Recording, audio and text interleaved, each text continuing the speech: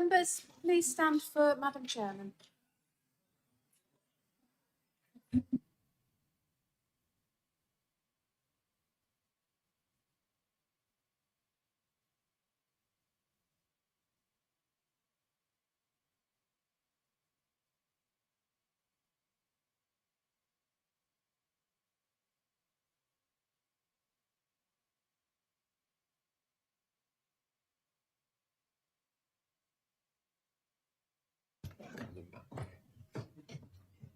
Welcome back, everyone. Would you like to be seated?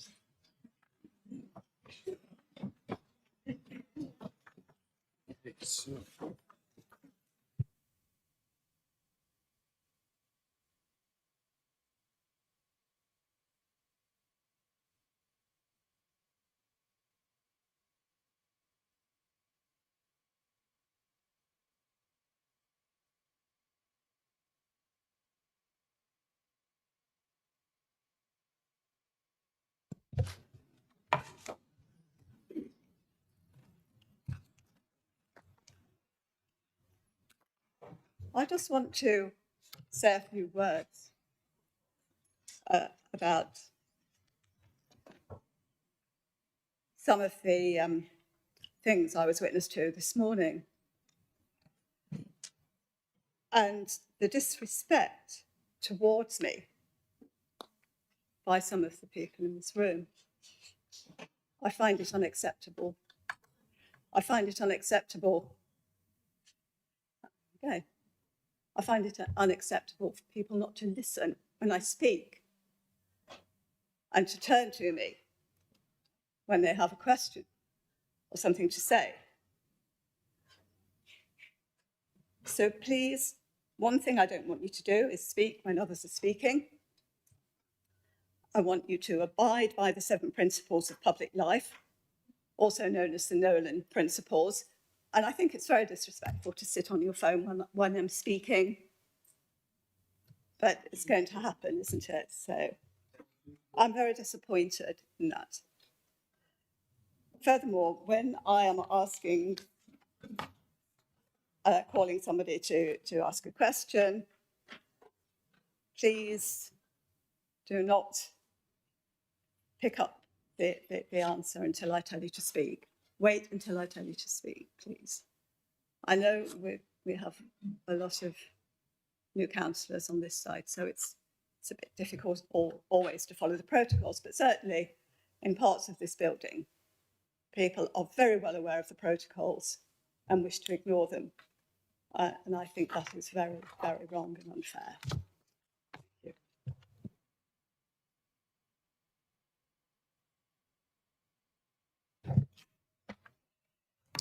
We have 17 minutes left of questions. So I will start with question 7. And I will call on Councillor Beswick to ask his question regarding council borrowing. Thank you, Madam Chair. I'll be very quick. Can I start by thanking Councillor Doddy for cutting his answer short to allow us to have some more questions. Can the Cabinet member confirm how much money this council has borrowed since 2021 and what is the average annual rate of debt repayment since that same time? Thank you. I call on Councillor Matthews to reply. Councillor Matthews to speak. Yeah, good afternoon. Thank you, Councillor Beswick, and I hope I've pronounced your name correctly, because on our first council meeting we had a bit of a problem with noun pronunciation, so I apologise for that. It's Bestwick, Councillor Matthews. Thank sorry, you. I did say Bestwick. Yeah, yeah. Very good, yeah. First of all, I'd like to welcome our Gaynor and Dave, and also Councillor Girling. Somebody who lived in Southeast Asia, Singapore for 4 years.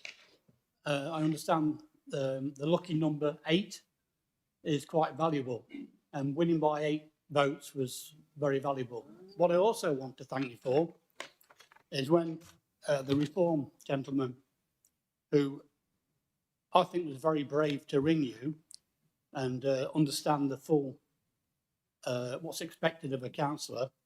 I know you mentioned a point of it cost £25,000 for the election, but we saved £100,000 on other revenue. But I think the £25,000 is worth more than that. If this gentleman obviously couldn't cope with the job, and God forbid he'd taken his life or something. So I think we have to have respect for human beings in many ways, because we're not machines and we work in different ways. Councillor Bestwick, you know,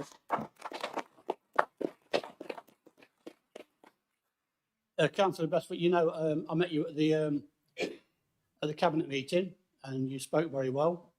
I hope me and you can work in a different way to some of the antics today. My door's open for you, 7 days a week, 24 hours a day. You've got my mobile number. Hopefully we can group our ideas together for the better of Nottingham County Council. As you can see, I've got a Nottingham County Council tie on today. I'm proud, and I never thought a year ago I'd be standing here now wearing a Nottingham County Council tie, and I offer this to every person in the chamber today. I'm happy to buy everybody a Nottinghamshire County Council tie and the ladies a scarf. Excuse me, Councillor Matthews, Chair, I don't mean to interrupt, but I don't think this is the answer to my question.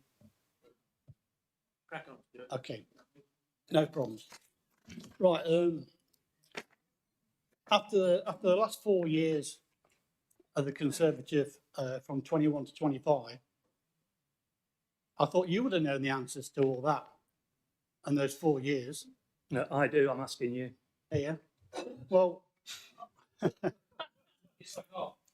well, all I'll say to you is the Conservatives left the Labour Party a £20 billion black hole when they took over.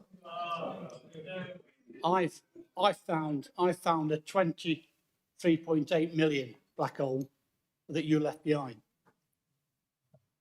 I'm sorry, Madam Chair, but this isn't answering my question. Well, I'm trying to fill the gap in that you're not looking for. That's simple. But before the Councillor Bestwick congratulates the previous administration, why don't we look at the previous 4 years under Conservative administration, when borrowing stood at 446.9 million, which means borrowing increased by 68.9 million. In total, over the 8-year period in the County Council is indebted by 22.9 million more, an average of 2.86 million a year. So that's my answer to the question.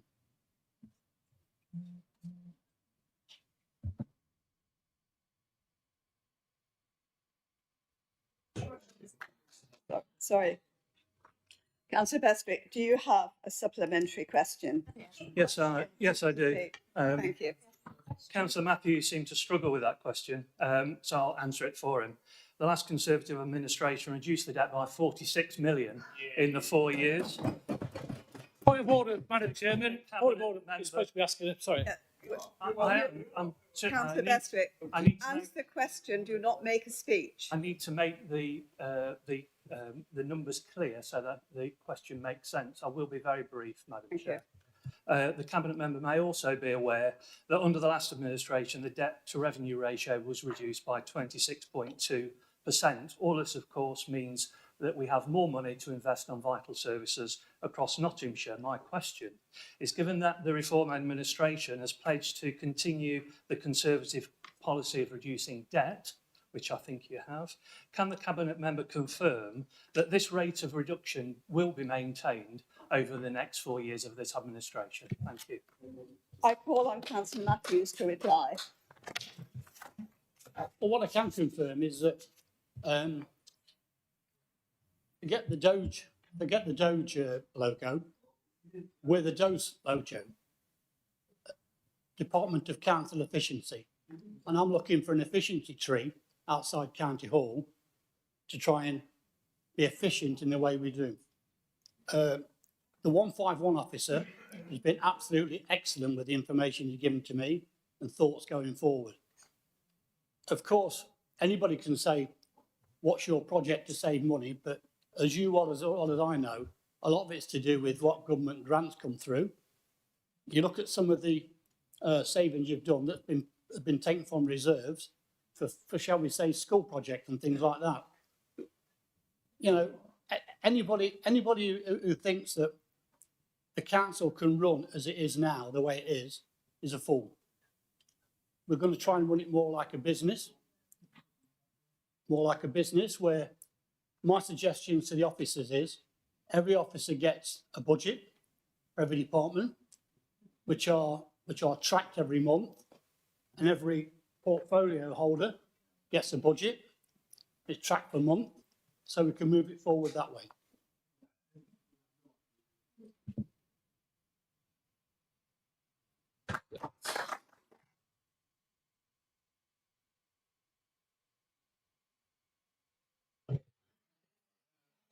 Question 8. Question 8. I call on Councillor Lawton to ask your question regarding the A614, the A6097 and associated infrastructure projects. Councillor Lawton to speak. Thank you, Madam Chairman. I'm thinking that Bert's going to answer this question, am I right? Yeah, I thought that was the question. Here's the question to the Cabinet Member for Transport and Highways, not Economic Development. Could the Cabinet Member outline what engagement has taken place with the East Midlands Mayor since the last full council meeting regarding the A614 and A6097 and the associated infrastructure projects? Something that will be close to the heart of the member for Sherwood Forest. How has the importance of these projects to economic development across Nottinghamshire been communicated, particularly given that thanks to the work of the previous administration, and I have to, pat myself on the back there because I've been involved in this project for 3.5 years, along with Keith, who's sat over there, particularly given that thanks to the works of the previous Conservative administration, plans are shovel ready and significant funding has already been secured. Does the Cabinet Member agree with me that this is now it is vital that these projects are delivered without delay? Thank you, Madam Chairman. I call on Councillor Bingham to reply. Thank you, Madam Chair. Thank you, Councillor Lawton, for your question. There's been considerable work undertaken on the A614 over the last few years to get the scheme to the position it's currently in. Officers have been working with colleagues at the East Midlands Combined County Authority, EMCA, to raise the awareness of the scheme and the wider economic benefits it brings to Nottinghamshire. We are pleased that the Mayor for the East Midlands, Claire Ward, has shown her support for this scheme, and we are keen to work collaboratively with her to bring this scheme forward. I can add personally, by the way, I did go to a meeting there, but it was cancelled at short notice, or postponed at short notice. So, although I'm aware of certain matters, I'm not up to speed in detail. Since the last full council meeting, officers have finalised the details of the funding package with EMCA to the Department of Transport. The Leader of the Council has written to the Department of Transport in the last few days requesting an update and reiterating the County Council's support for the scheme. However, announcements this week from government suggest the scheme will be reviewed by the DfT over the summer, enabling a decision to be made in the autumn.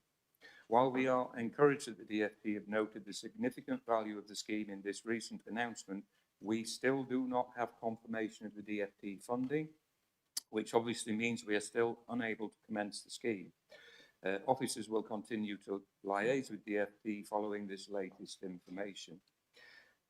There's just a bit of detail behind that. Lillian Greenwood MP, Minister for the Future of Roads, in her short letter with the 2 annexes, which were one project's going ahead and one's under review, which includes the A614. We need officers to write to identify the other issues and challenges implied that this scheme has by the DfT. That's as much as we know. We don't have any more detail. Thank you for your question, Councillor Lawton. Councillor Lawton, do you have a supplementary question? I do, Madam Chairman, if I may. I've had to change it because of the obviously changing of the individual that is answering the question. I mean, A46, what great news for Nottinghamshire. Absolutely great news for Nottinghamshire. I'm really disappointed, though, with this response from central government on the A614. I think it's an absolute, it's just pushing the can, kicking the can down the road. And can I thank you for your candid response? But I have to make the point, and do you agree with me, that it is not correct, the response that has been put forward by Michelle Walsh MP, who has been hitting social media saying that the reason for the delay is the county council, when actually the Labour government came to us asking for more information and more information, delaying the whole of the process. And does he not agree with me that it is not fair on the residents who are either side of the A614 that they continue to use this scheme as a political football, and that they should stump up the money and stop rattling the cage? Thank you, Mr. Chairman. I call on Councillor Bingham to reply. Done. I've got a button, remote button controller there. Until I get used to it. Yeah, I can only agree. It was a surprise because the response from government was expected to be positive. As far as I understand, I wasn't involved at the time, but a lot of information has been supplied to them. We don't know what now is outstanding, so we will be instructing officers to identify these other issues and challenges that affect a whole list of schemes nationwide. Thank you. Question 9. I call on Councillor Gamble to ask your question regarding Nottinghamshire Waste local plan. Councillor Gamble to speak. Thank you. Just before lunchtime, it felt like we were in a slightly different dimension of just a minute, just 30 minutes. I've got a question to Councillor Bingham. Could you please give me the status of the local waste plan? Because I really want to know. It's very exciting. Thank you.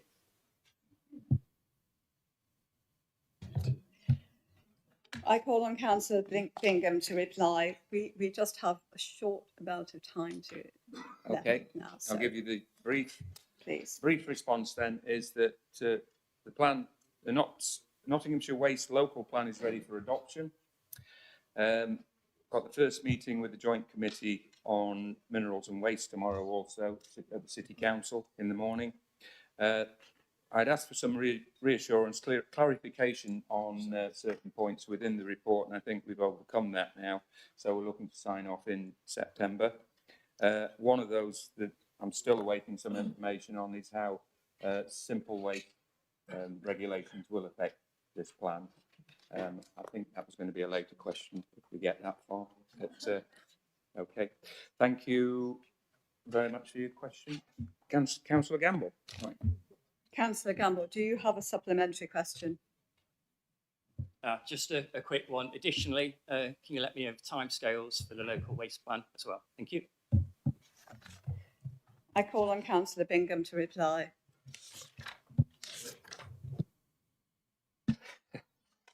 As I said, yeah, we're currently looking to sign off in September. Thank you, Councillor Gamble.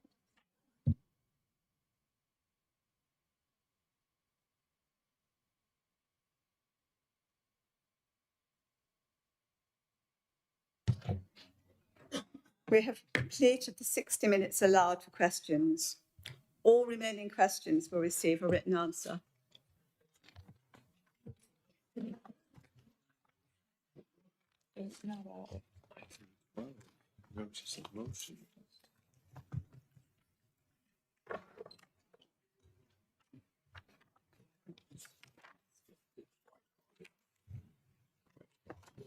Got it.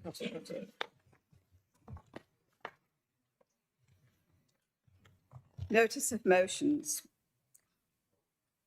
We have 3 motions on the agenda today. Please be aware that if we to complete all business today, we will need to start motion 3 by 4:30 p.m. I call upon Councillor Mike Intraner to move the motion. Councillor Intraner to speak. Thank you, Madam Chairman.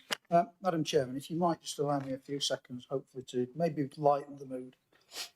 All I can say is it might have been a couple of years now, but it seems only moments ago, Councillor Doddy, that we were sat together at the back of the chamber pretending to be cool kids, often having a giggle and occasionally getting told off by some of the cabinet members and chairs that sat in front of us, able sometimes to give each other a little kick under the table if perhaps we needed to.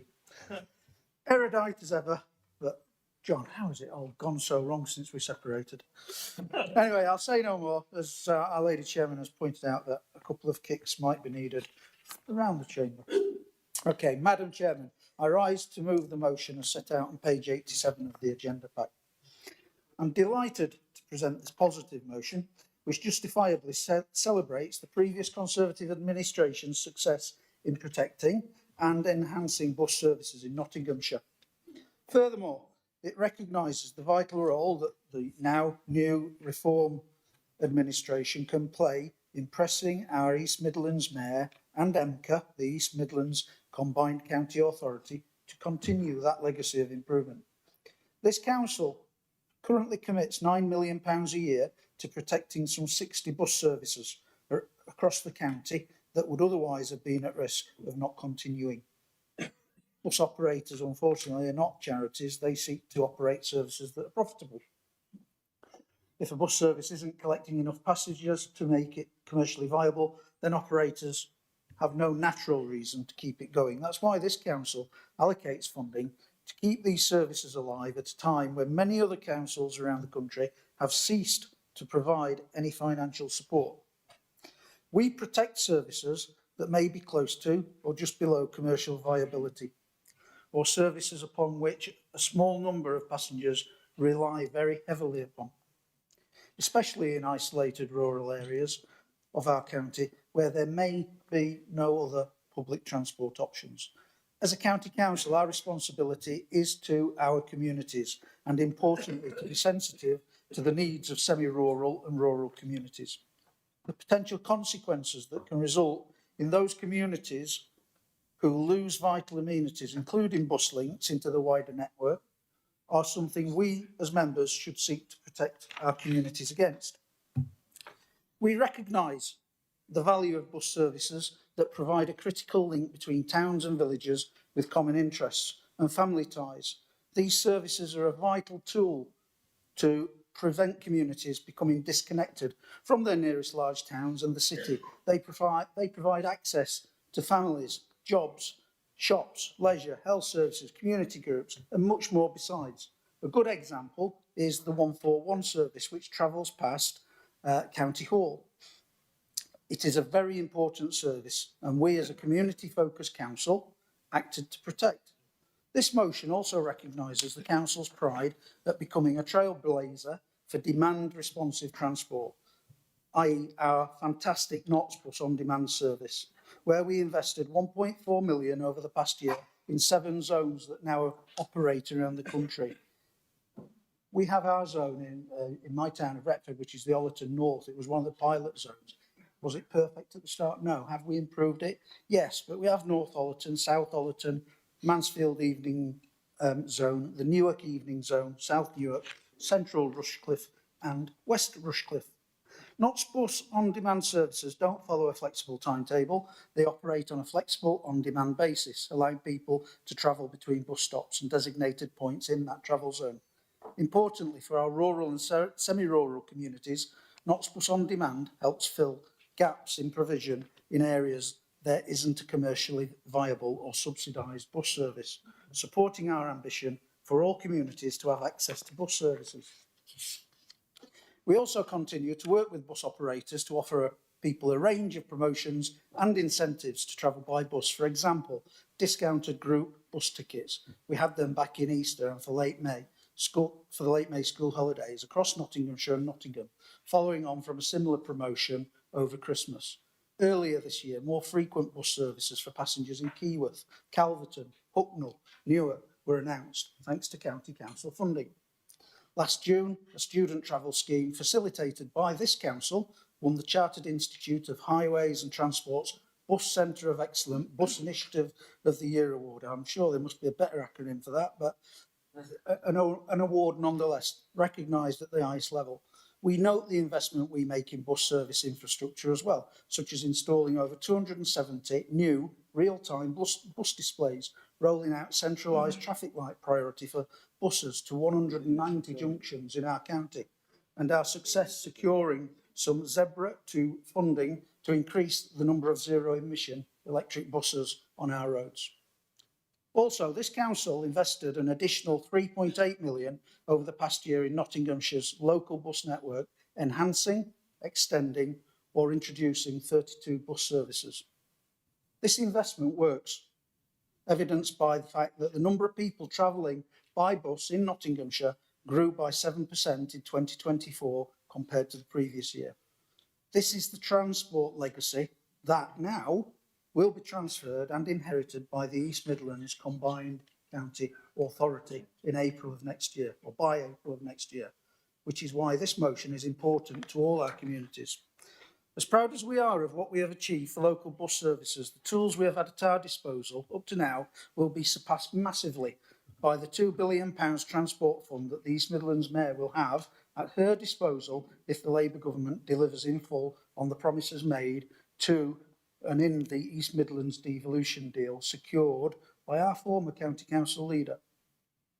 And even if, as might be expected or anticipated by some, the funding received is less than that, EMCA should still have sufficient capacity, particularly with their regional commissioning and negotiating power, to continue supporting those 60 services already subsidised by this council, to build on the success of our NOTS Bus on-demand service, to deliver further improvements to bus infrastructure, and to use the autonomy that she has, that's inherent in all mayor positions, to use that autonomy to have devolved powers in this region to return bus fares across Nottinghamshire and Derbyshire to the £2 cap level, rather than continuing with the Labour government's current charge of £3.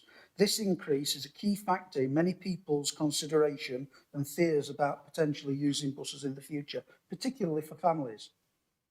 What better way to promote the East Midlands as the standout region for bus travel in the UK and to continue increasing bus passengers as seen in 2024 than to restore the maximum cost of a journey to just £2? This motion asks our new council leader to write to the East Midlands Mayor to this effect. I hope the leader will be more than willing to accept this opportunity to support our communities and that this motion will enjoy unanimous support. Thank you very much, Madam Chairman. I formally move this motion.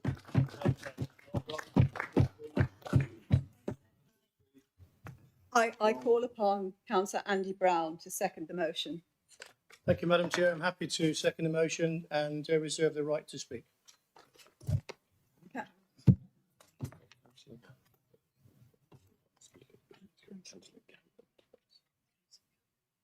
Councillor Garland to speak, please. Thank you. I'd like to move an amendment. Yeah, it'll take out any reference to government.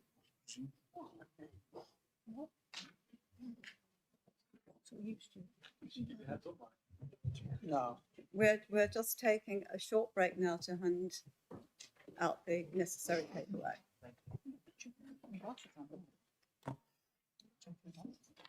Thank you.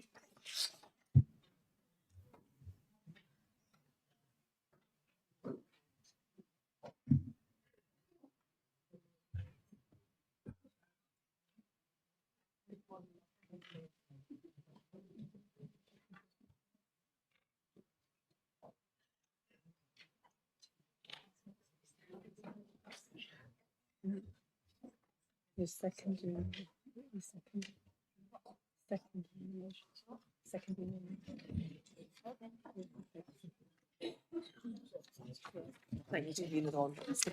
Thank you. Thanks.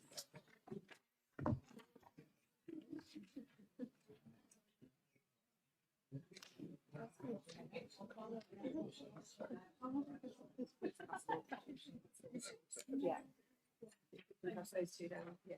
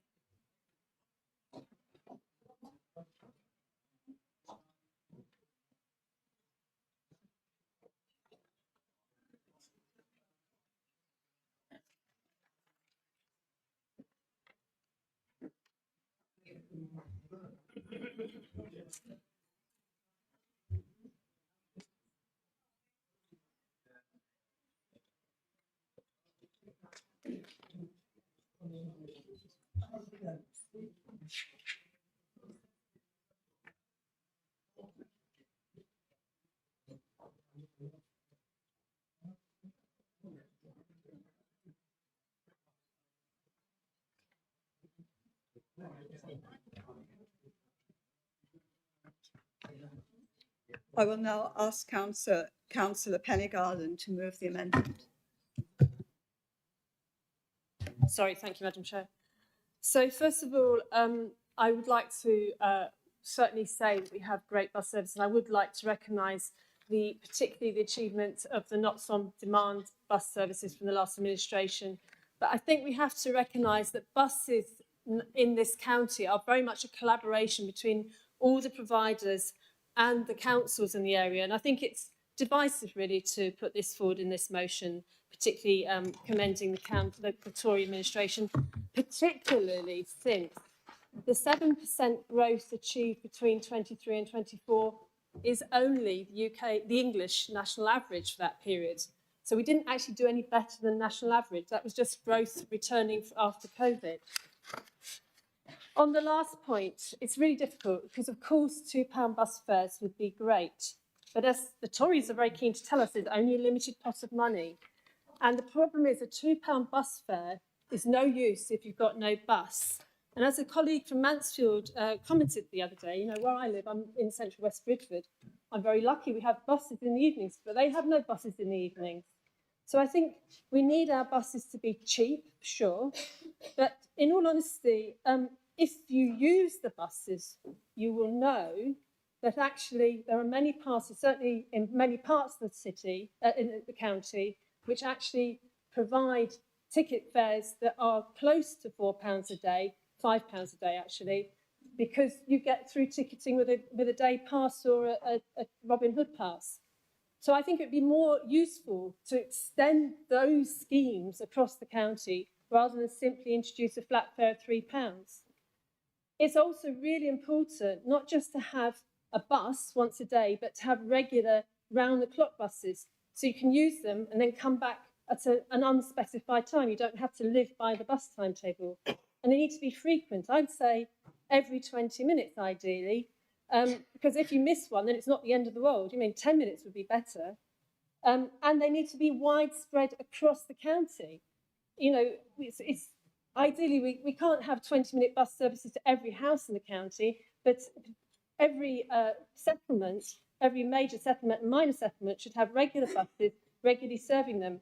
And I think that is the better use of money through ticketing, passes for everybody across the county. Do you realise there is a pass that you can get, a Robin Hood pass, £5.70 for the day everywhere, up until Hucknall tram stop. And then out here, I'm afraid, you have to pay a lot more. So that doesn't seem right. We should need uniform fund costing fares across the county, not just a simple flat fare. Thank you.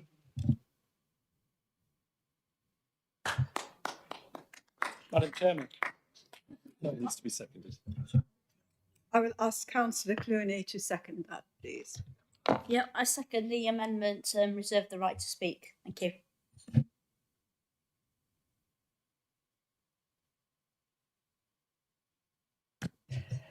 We've now been asked for an adjournment, so we will take 10 minutes, please.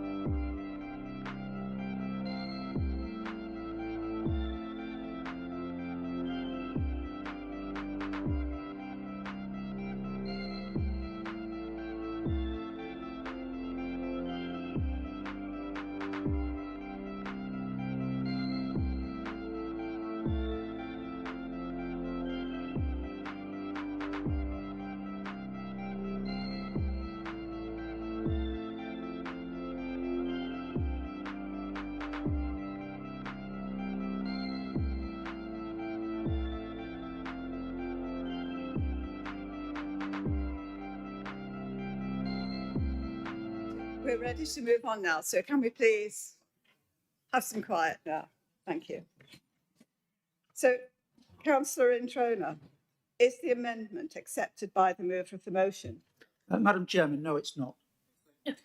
And if I might just explain why. We have a real opportunity to use devolved resources supporting our residents, and £2 per journey is plenty. Even the darling of the left, Andy Burnham in Manchester, ignored the government's £3 cap and kept it at £2. How do I know that? Because I travel to Manchester very regularly and I use the bus. The suggestion that we create more services with the same amount of passengers or less passengers because the price has gone up, well, that just means we have even more unviable buses. And that just shows very clearly how Labouronomics works and the sort of thinking that gives us a bankrupt Labour Nottingham City. And all we're asking is for Councillor Barton, as leader of this council, to ask the Mayor to continue supporting our residents, to continue supporting the 60 bus routes that we subsidise, continue supporting the other 32 that we've put money into in the last year, consider supporting the infrastructure improvements and use money that we've never seen the likes of in this region to support our communities and allow people to use buses more frequently. And that's the reason, Madam Chairman. Thank you very much.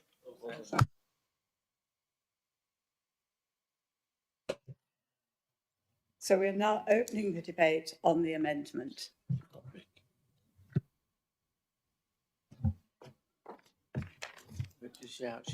Councillor, sorry. Councillor Barton. Thank you for putting your amendment.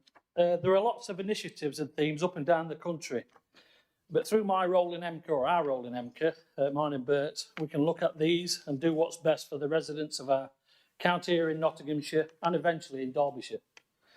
So unfortunately we can't support this amendment. It's too narrow and we have much bigger ambitions moving forward. Thank you.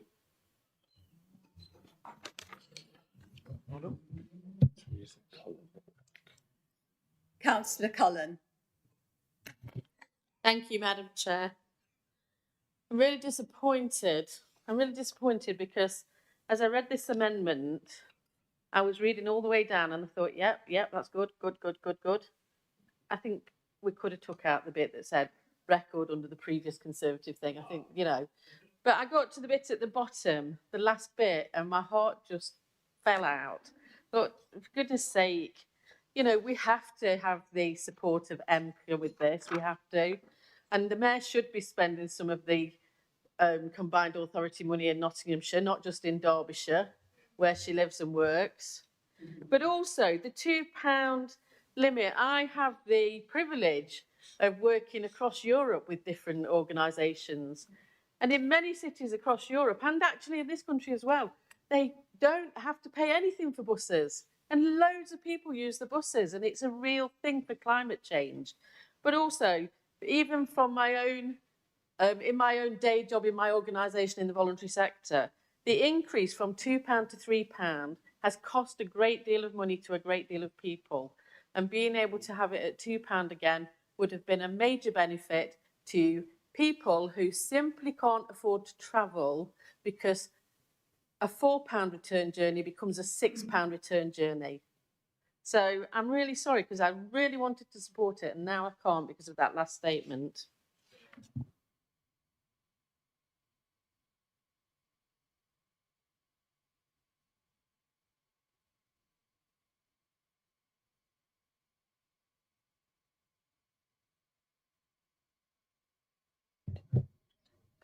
So the seconder of the amendment, Councillor Clooney, if not already spoken, you can have 5 minutes to speak on that. Hi, yes, I would like to speak. Thank you, Madam Chair. Not for 5 minutes, I shall say. I just want to reiterate the point that seems to be the crux of why the amendments, people are saying they aren't supporting the amendment, is about the £2 cap.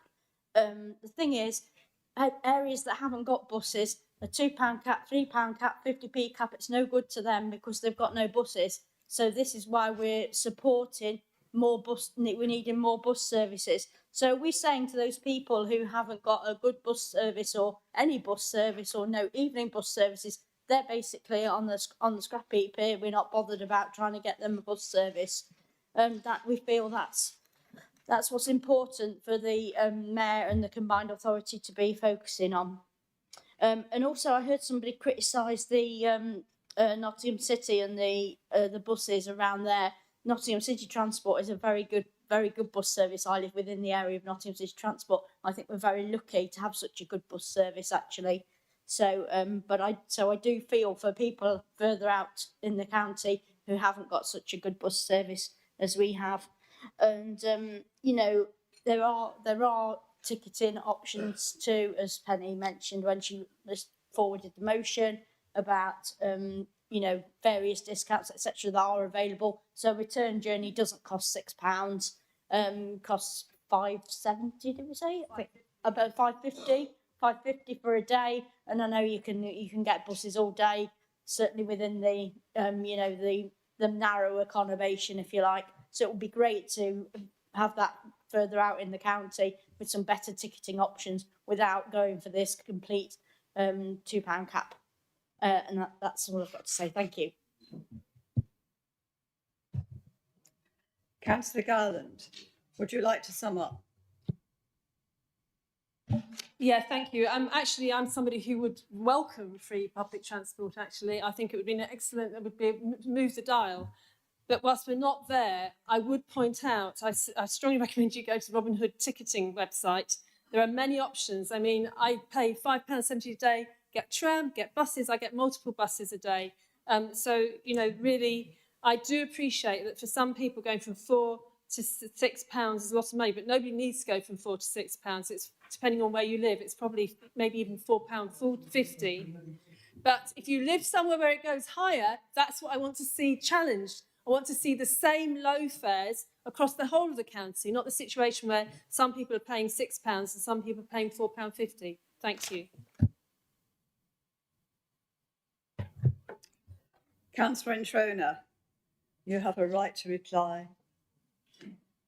Thank you, Madam Chairman. I will be very swift. There's just 2 points I would make. The main one being, if we actually read the motion, it says deliver significant further improvements in bus service provision and promotion. Exactly what you asked for. It also suggests build on the success of our Knots Bus on-demand service by rolling out further demand-responsive travel services. In 18 months, we've gone from 2 to 8, I think it's 8 on-demand services. Another 18 months, that could be 16, covering even more of our region. Those on-demand services are the things that really help rural communities, not super monthly saver tickets or family this or that, because in many cases they aren't available. If you live in a city, it's great. You've got loads of services, got loads of opportunities. But if you're living out in the sticks, then it's completely different. These people need our help. And if you've got a family with grown-up kids, it makes a huge difference, because it's often not £4 or six. It's the difference between 8 and 16 or 8, whatever it might be. Thank you.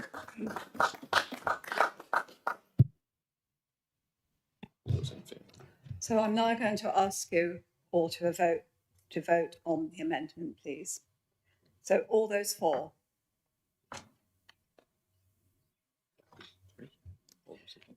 All those against?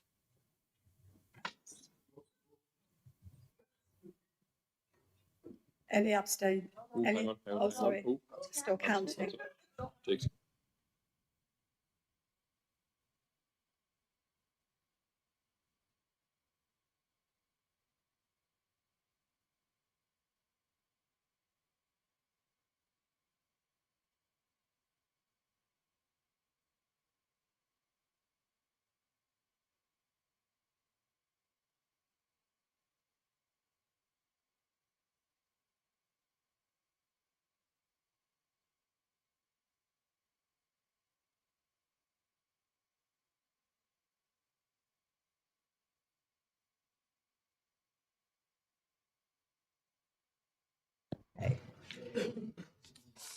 So for the amendment,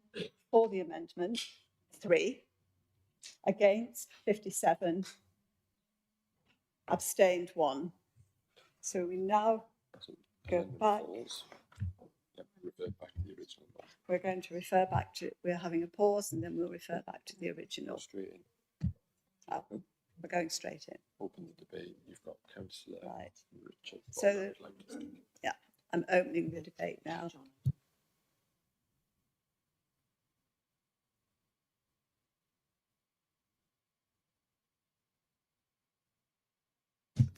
Thank you, Madam Chairman. Will I rise to support and ask all members to support the original motion, or this motion, which is ultimately aimed at the East Midlands Combined Authority and the Mayor.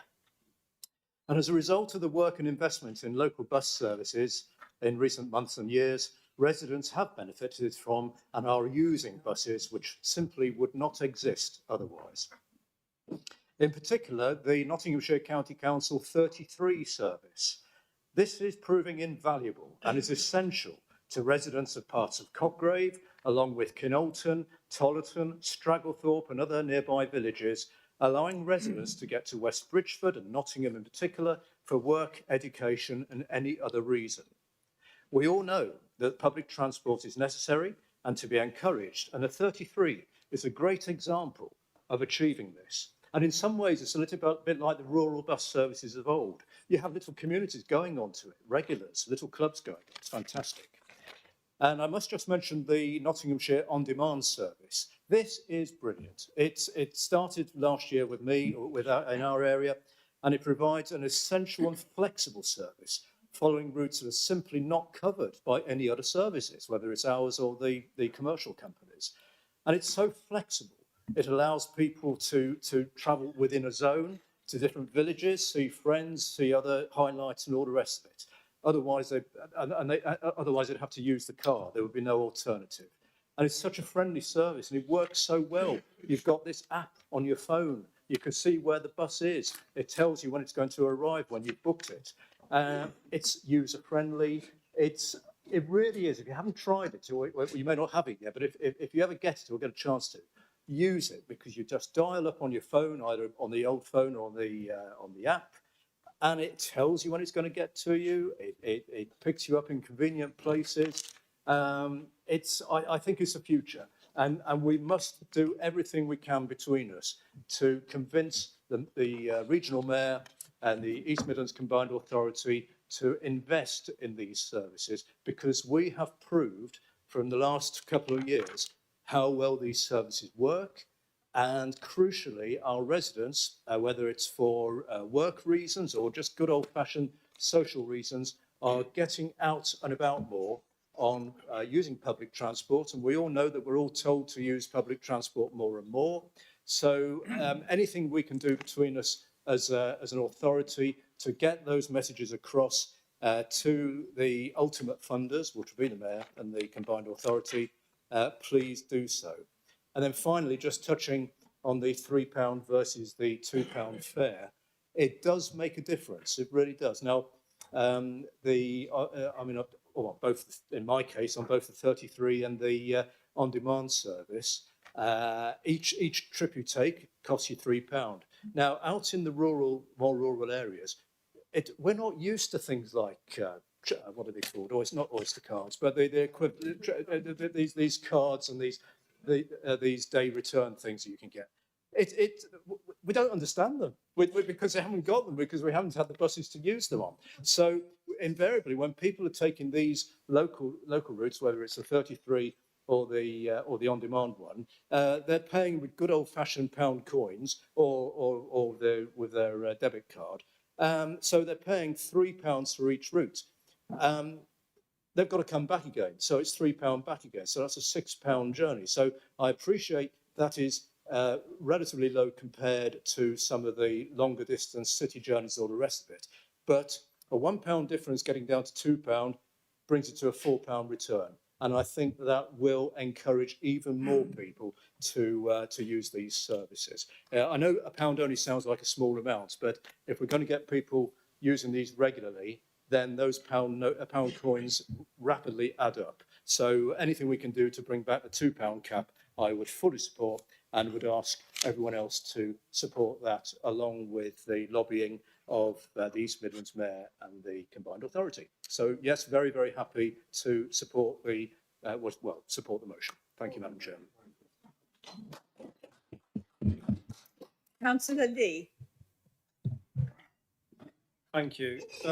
Where do I start? Well, let's start at the very beginning. When me and Councillor Sam Smith were first elected, and within the space of a month of us being elected, we found out that all our services, all our bus services had been cancelled. It wasn't the county council that cancelled them, it was the bus service, and we decided to terminate the bus services. So me and Councillor Sam Smith thought, well, we're out of the job, we're not going to get re-elected. And luckily, and I mean luckily, we had great support from Neil Clark and Ben Bradley at the time, whom we managed to get around as a group, and all the other Newark councillors got together. And we managed to save the bus service. It's a 90 in the 90A now in the Victoria service, and we've got the on-demand service, and we've got the GEM service that's now changed its name. We've now gone from having no services the first month we got elected to now having the best services that Balderton has ever had, and that's Balderton Division, Newark West, Newark East, and some of it even goes to Collingham. So I know Jeanette will be happy with that, and I'm sure she'll be standing up and tell you about all the great services that she's achieved and as well. And that's not including the on-demand service. When we were first talking about the unitary authority, John, me and you used to sit next to each other, and Sue Simon used to be on our other side. And I used to stand up very passionately on the back bench with yourself. As I was going forward, you was going back, and now we've swapped over. I used to stand up in particular and shout and sing about the Manchester service, the B service. The B service in Manchester, I was literally there at the weekend in Trafford, and it's a superb service. And that was one of the main reasons I supported the unitary authority and the mayoral system, is I wanted the Manchester bus service. It's an awesome bus service. It's an ultra public service, and it's very, very good. I used to live in Bolton in Greater Manchester. It travels to Salford, everywhere. And that is something I want to see, but we need to start somewhere. We need to start somewhere. And we all know that our residents are struggling. They're struggling financially. And having the difference between £2 and £3 for our residents is massive, because it's not just Mrs. Smith who's going on the bus. It'll be Mrs. Smith and her grandson, or Mrs. Smith and her two kids, or Mrs. Smith and Mr. Smith. And it adds up. And the difference between having an extra £4 in your pocket or an £8 in your pocket, that is groceries. That is your food for the week. And let's be honest, is our residents are not the richest. They really, really see the difference of that £1 or £2 extra in their pocket. And I get that you're probably going to stand up and say you've got big promises and you want to have a look at the big picture. We need to make a decision now for our residents, now for today. And all we are saying is we're going to write to the mayor, we're going to put pressure on the mayor and say, will you please look at introducing this £2 service now today? And then in the future, if you want to bring up bigger services, you want to copy Manchester do the £2 service, then I would more than happily welcome and support and champion extra services. But today, Mr. Smith, Mrs. Smith and their kids need the extra money in their pockets. And you've said that you've saved £100,000. I'm going to say £85,000 because you cost £25,000 the by-election. However, I appreciate that. I was giving you an extra £5,000, but that's fine. If you are going to save the residents' money, maybe you want to put it into the bus service, because Mr. and Mrs. Smith don't want you to put your money into the bank account and say, look at the money we've saved. They want that money going back into services. And I don't want to be at the end of this authority when we are seeing unitary authority coming forward going, isn't it great? We've got so much money in the bank. Isn't it great? And actually, our services have dwindled. Our bus services have dwindled. Our residents are less off because they've had to pay that extra pound here and the extra pound there. So I would ask that even if you have got a bigger picture that you want to do, our residents need this today. Our residents need this now. And our residents need to save money today. Thank you very much.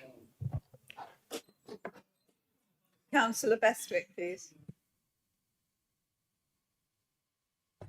Thank you, Madam Chair. I won't repeat all the good reasons for the £2 bus service that my colleagues have already mentioned.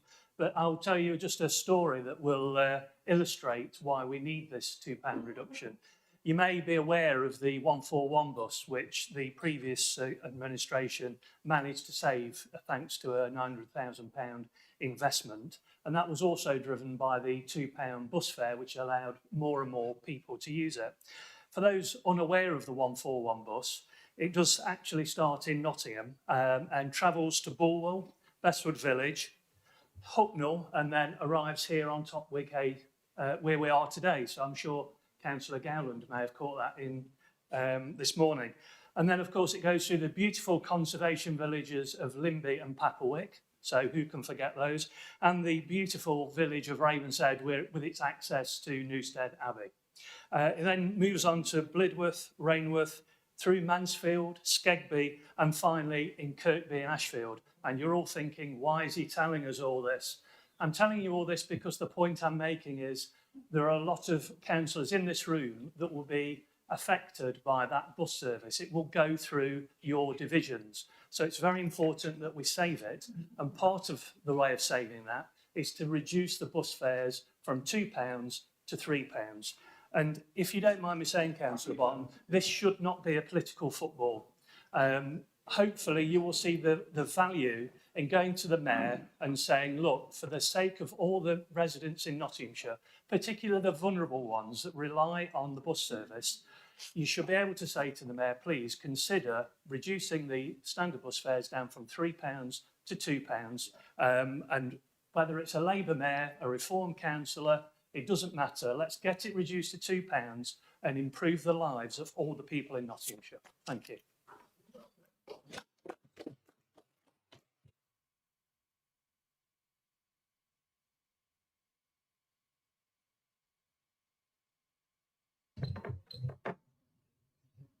Councillor Robertson, now I want to ask you something before we continue, and that's, can you please keep this brief, because we have quite 7 more speakers and we're running out of time, so please keep it brief. 2 more motions. And we've got 2 motions to go. Thank you, Madam Chair. Yes, I will try and keep it brief, probably less inflamed than my speech this morning as well. The reason I stood for election was to be in debates like this, talking about issues that affect residents. I represent Misterton Division. It's the north of the county, it's rural, we're isolated, we feel it. I liked a lot of what was in the motion from Councillor Introna, and I was very, very interested to hear the stuff that was coming forwards. However, I would actually like to highlight a service failure within my division.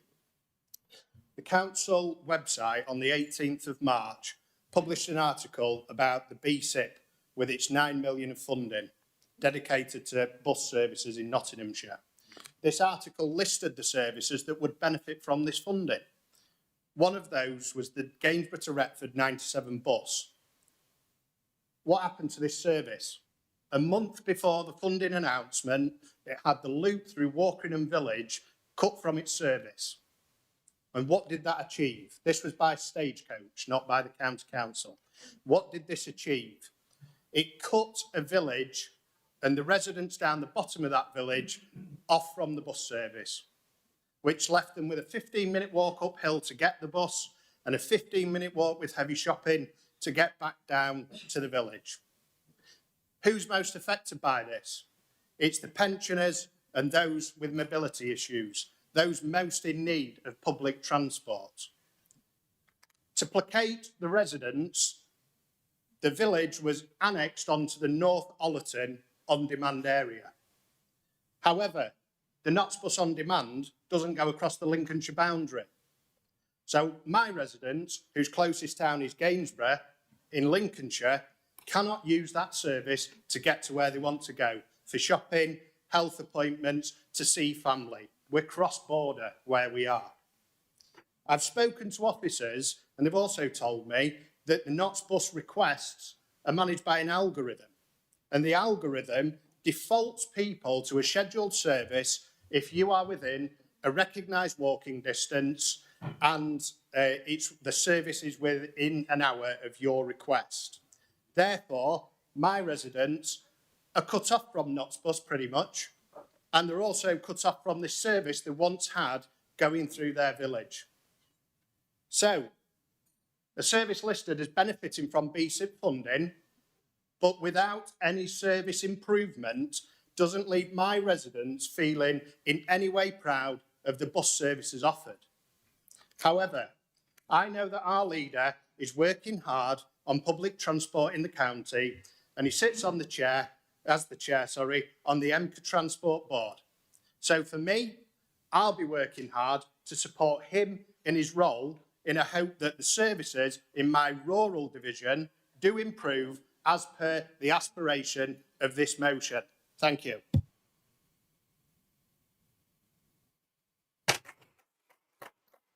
Councillor Clark, please. Thank you very much, Madam Chairman. If I could just add my congratulations, welcome to the three newly elected councillors to this chamber. But if I could just start by saying that forget the political ping pong matches this morning. This now is the real business where we are hopefully delivering services to our residents and hopefully collaborating and working together.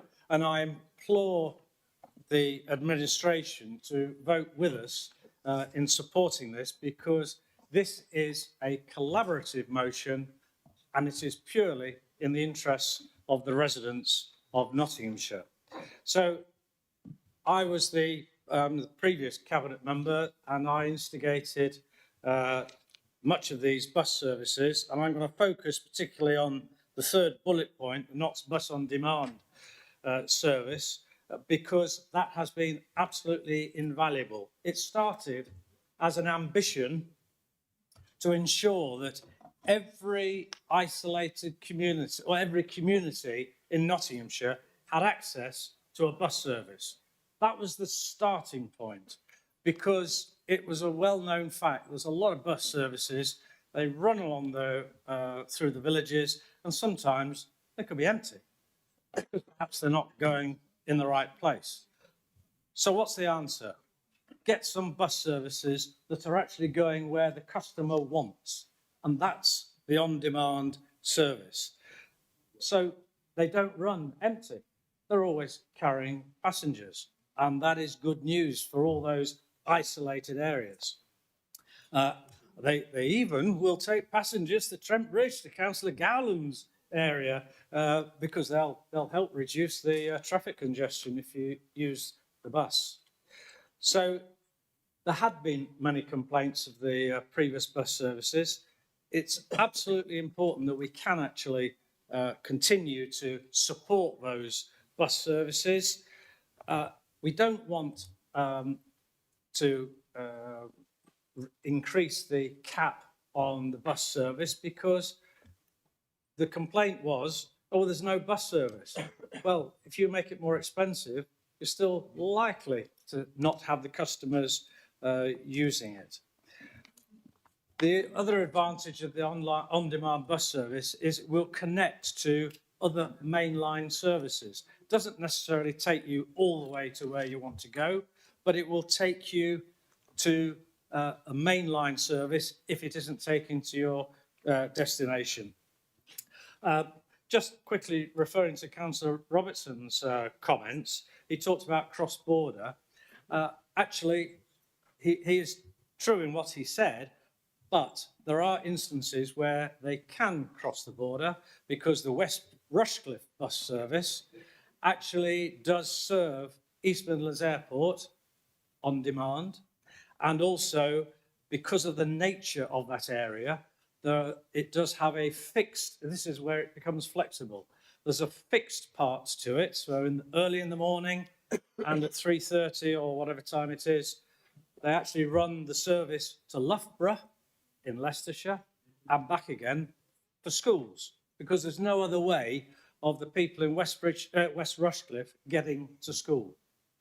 So that's the beauty and the flexibility. And it's vitally important that we do make sure that we keep expanding these services, and other colleagues have made reference to other services.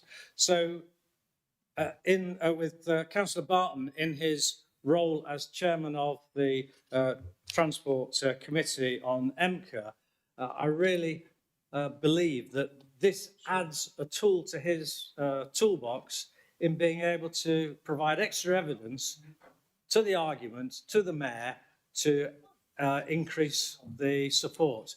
Because I've had several informal conversations with the mayor at events or meetings, and she has said how much she is impressed with the on-demand service. So therefore, yeah, thanks. So therefore, it's vitally important that we do support this. So I really do implore the Reform Administration, please do support this. And I ask Councillor Barton to take that message to the Mayor. Thank you. Councillor Barton. Thank you, Madam Chairman. And I have taken on board what everybody said in the last, however long it is.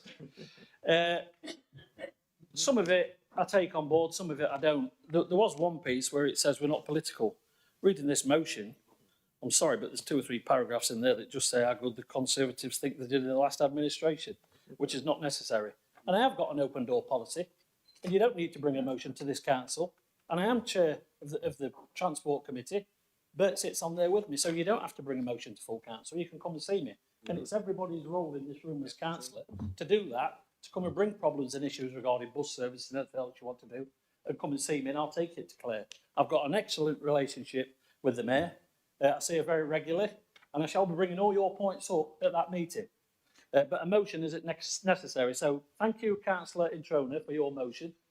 But this administration is committed to protecting and enhancing bus services across this county. As I reported earlier, I've been appointed chair of the Transport and Digital Connectivity Committee at AMCA, and I'm also a board member. So I believe I'm well placed to ensure that Nottinghamshire priorities are heard and share information on the successful work that has already been implemented in Nottinghamshire. I am aware of the work that has already been done by this council and the emerging opportunities as the council transport powers are transferring to MCA.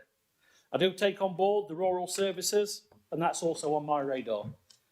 I note the specific request from MCA contained within the motion, and will be seeking to ensure that the Mayor and the wider MCA board are aware of all these initiatives, and that the council has already taken a state of case for other programmes that will benefit the Nottinghamshire residents and everybody who's represented in this room.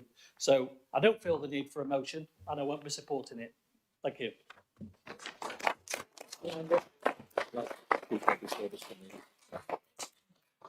Chair, Councillor Barlow. Chair, can I just say that I think we have had a democratic discussion about this, and as somebody who hasn't spoken, I use my right to say that we go immediately to the vote, bearing in mind that we have 2 other motions to discuss. What's that? What's that? Yes. I think we've had a meeting. We've had one person speak. We're just repeating and repeating. Well enough rubbish. Yeah, well done, John. So you'll need a second. A motion is not put forward. If you think to be agreed, there's only one person there. You can ask for a second for the vote. They still get to sum up. So you need a second. Madam Chairman, if I can, I'll second that. Right. So we need a vote now on whether we should move to the vote. Hey, you stop me speaking about women's problems.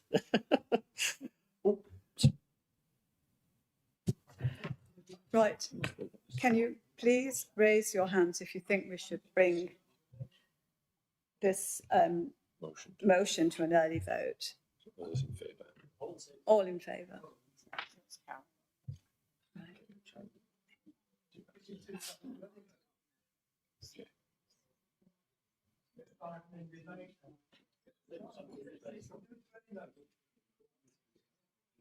So that's carried.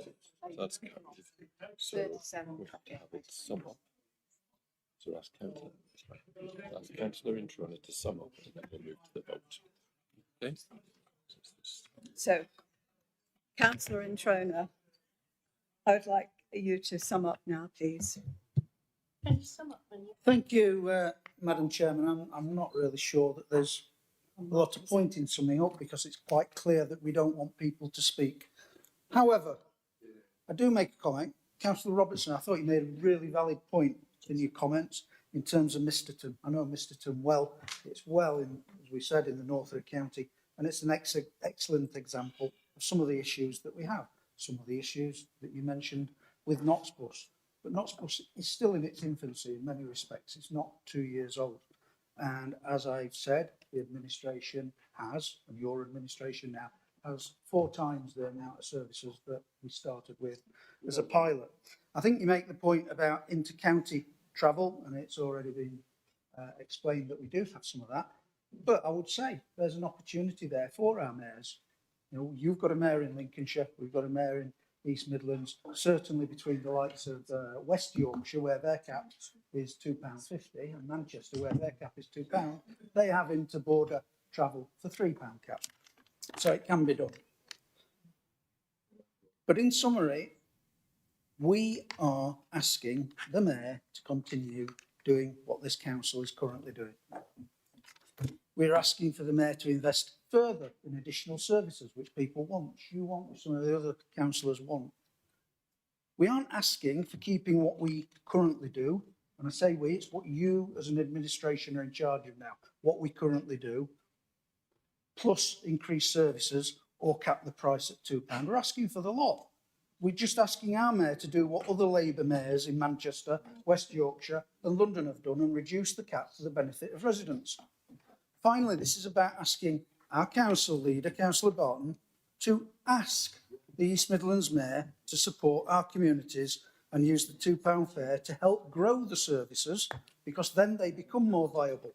It makes it easier to make them profitable and do it in our county for our residents. So, Councillor Barton, it's up to you. You can say you're not going to support it. If you don't want to support our residents in Nottinghamshire, that's entirely up to you, sir.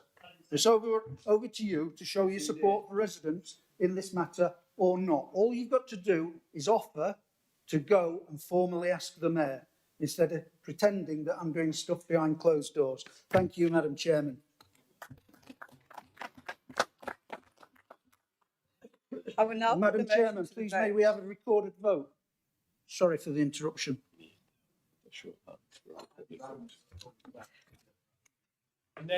We have been asked for a recorded vote. Can I have a show of hands for? Named vote, please. Thank you.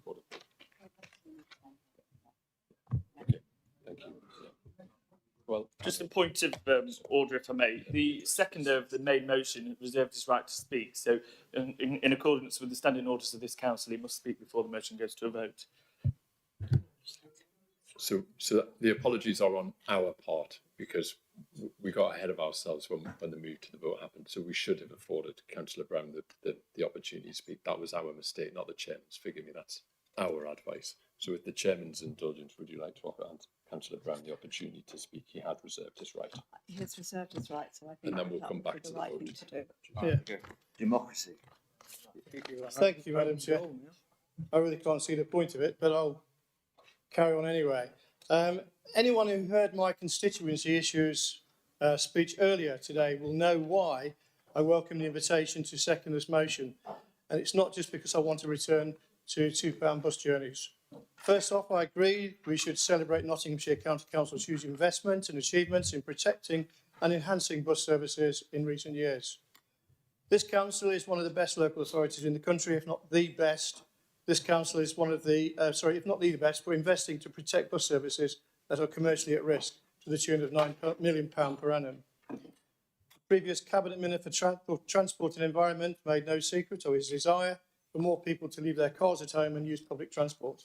And he was successful. The number of people travelling by bus in Nottinghamshire grew by 7% in 2024 compared with 23. But the next few years should bring a public transport revolution, Madam Chair. The Council's public transport powers and its excellent legacy are transferring to the East Midlands Combined County Authority, led by the East Midlands Mayor, who will have funding at her disposal sufficient to dwarf the resources this council had available to deploy. Thanks largely to the efforts of the former leader of this council, Ben Bradley, East Midlands Mayor Claire Ward potentially has £2 billion worth of transport funding at her disposal, providing her with an opportunity to take bus services in this county and this region to a whole new level. So this motion says to Mayor Clare, use your unprecedented transport budget to turbocharge the local bus service network, increase the regularity of its existing services, commit fully to the introduction of new regular services, and develop a strategic East Midlands wide bus network that makes us stand out as the best region in the country for bus passenger experience and numbers. Madam Chair, as a county councillor for Leek Ruddington Division, I have a special motivation to make this request. As I said in my constituency issue speech earlier today, I want some of this money to be invested to enhance the bus service links between South West Rushcliffe, East Midlands Airport and East Midlands Parkway. Residents in my division are frustrated that they still do not have a local stopping service through their village, offering a regular direct commuter route to and from the airport and thousands of jobs it provides. This lack of access is not due to any lack of effort from Nottinghamshire County Council in recent times, quite the opposite. The motion before us praises this County Council's excellent Knots Bus On Demand service, within which West Rushcliffe Zone, serving my division, is the most popular and well used, precisely because it provides an important bus link, our only direct bus link to East Midlands Airport in the absence of regular stopping services. The purpose of Knots Bus On Demand is to provide residents in comparatively isolated areas with access to a bus service. It currently operates across 7 travel zones, but with the West Rushcliffe Zone, it was not primarily intended or designed to enable service. The East Midlands Mayor can take the initiative. She will have enough funding available not only to protect and develop an on-demand bus transport service, but also to pump prime and fully develop new bus services across county and the region. The phrase "use it or lose it" has often been repeated when a new bus service is introduced or at-risk service is saved by financial support. But this can be simplistic. If bus services are not regular and consistent, they will ultimately tend to struggle to accumulate the levels of patronage needed to achieve financial viability. As a result of my campaigning, token attempts have been made before to test a stopping bus service to and from East Midlands Airport and the Parkway station through the South West Rushcliffe area. Sadly, these have been discontinued, supposedly on the ground of lack of patronage, a conclusion I believe to be grossly misleading, reflecting only the lack of a serious and proper long-term commitment to a consistent service that would build a strong passenger base over time. Public transport passengers are creatures of habit. If they get used to the idea that a service is running every 10 or 20 minutes, they trust the bus will be there. Then they will start to use it more regularly and commuter numbers generally grow. On the other hand, if the service is known to be temporary, infrequent or not always reliable, or only available at certain times, then those regular travelling habits never get a fair chance to develop and the service tends to flatline or die. I believe this is what happened with previous half-hearted trials of a regular stopping airport bus through my division. If you're an East Leek resident with a job interview or even a daily shift at one of the employers near the airport, you're not going to trust or rely on a bus service that is ad hoc at best. You want frequency and certainty. I've represented the area as a councillor in various capacities for 22 years, and I'm certain that the longer a regular bus service exists linking these villages to the airport, the more passengers it will attract, and the more it will become regarded as the regular commuter bus for those working around the airport, especially shift workers. When I was campaigning for local stopping bus service at a meeting of the East Midlands Consultative Committee a few days ago, a senior representative of the airport said they intended to carry out a survey to find out how many Rushcliffe residents work at the site. To which I replied, not many, because too many can't get there. So which came first, the chicken or the egg? The East Midlands Mayor has the resources to change that. But as the old saying goes, if you don't ask, you don't get. So let's finish today by unanimously supporting this motion. And full disclosure, Madam Chair, I've got the same soft spot for buses as I have for airplanes. I'm a volunteer driver at the Saw Valley Community Transport Bus, as you may have seen me on YouTube wearing a Santa Claus hat, but not filmed during this month of July. The Soar Valley Bus performs school runs and offers excursions to places of interest and local amenities, allowing people living in rural areas, particularly old people, to get out and about at a small cost. Obviously, in many cases, we need more voluntary buses and drivers to do that job, but the benefits of more and better bus services can be seen in so many ways. Reducing social isolation, improving mental health, building strong links between communities, supporting and growing the local economy, reducing our impact on the environment, promoting tourism both within and from outside the county, creating a joined-up regional and nationwide public transport network. There has never been a better opportunity as a county and a region to think big and make the East Midlands the best value place in the country to travel by bus. So I hope the new Reform administration and this whole council, through the council leader, will make that case to Mayor Clare and the East Midlands Combined County Authority. For these reasons, I support and second this motion. Thank you. Point of order, Madam Chairman. Point of order, if I may. Under number 91, point of order. Could I point out, I think it is wrong that many of the members on this side of the chamber have been stopped from speaking. They have a right to support their members and to be able to support the members, the residents that they represent. I think it's extremely dangerous precedent that this council is setting, cutting off debate within this chamber. Thank you very much, Madam Chairman.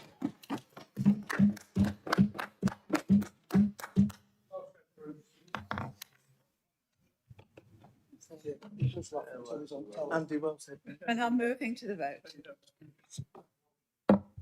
Thank you, members. So threshold's been reached for a recorded vote, so I'll call out names in turn, ask that you speak with your microphones on, speak clearly whether you are for, against or abstain. And we're talking about the original motion as printed in the book. We'll start with Councillor Adams. For. Councillor Adekoke.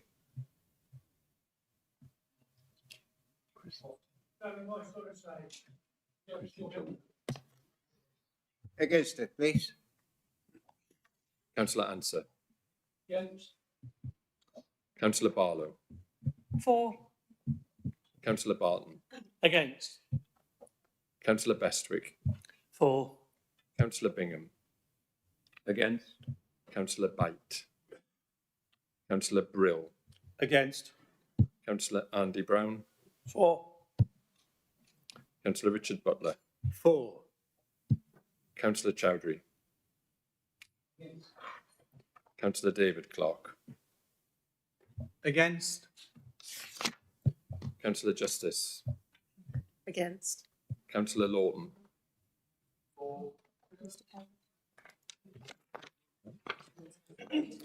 Councillor Lee. For. Councillor Limber. Against. Councillor Lowe. Against. Councillor Lukacs. Against. Councillor Mann. Councillor Mason. Against. Councillor Matthews. Against. Councillor McCormack. Against. Councillor Om. Councillor Pearson. Councillor Pepper. Councillor Robertson. Against. Councillor Saban. Councillor Saddington. Councillor Siemens. Against. Councillor David Smith. Councillor Sam Smith. For. Councillor Stoll. Against. Councillor Vernon. Against. Councillor Walker Gurley. Against. Councillor Ward. Councillor Wheatcroft. Against. Councillor Wheeler. For. Councillor Wilmot. Councillor Kelvin Wright. Abstain. Councillor Martin Wright. Against. Forgive me. And Councillor Simon Wright. Against. Madam Chairman, can I just point an error out, please? I think the Chief Executive has missed out probably an entire page alphabets from the letters C to L. The case for the defence, Councillor Clark, is that there's no page in my book. But you are absolutely right. So we'll go back and we'll fill in the gap. Use that one. I'll use this one. Glad you were paying attention. So we'll continue.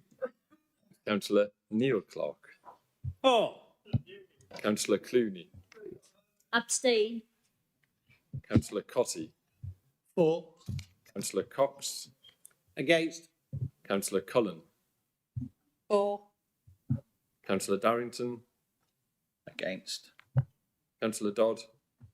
Against. Councillor Doddy. Against. Councillor Faccio. Abstain. Councillor Gamble. Against. Councillor Girling. Councillor Gould. Against. Councillor Gowland. Councillor Green. Against. Councillor Introna. Councillor Roger Jackson. And Councillor John. Against. And I promise we'll get them in the right order next time.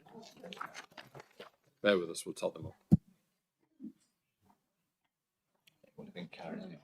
I want to be unified. But again, it's speak about it every day. It's something we do need to deal with quickly. Yeah.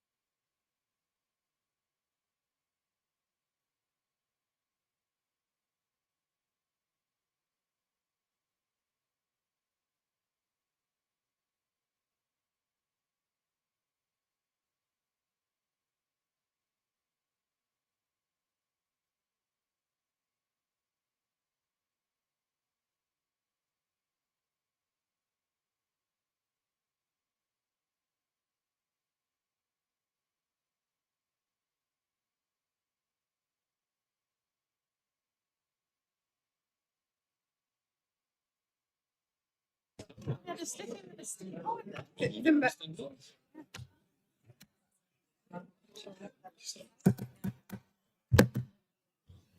The motion has fallen. So we're 19 for, 36 against, and 4 abstentions.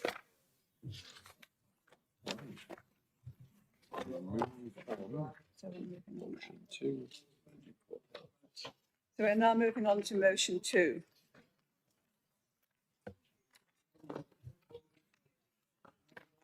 Motion 2 is tackling climate change and flooding in Nottinghamshire. I call upon Councillor Helen Facio to move the motion. Councillor Facio to speak.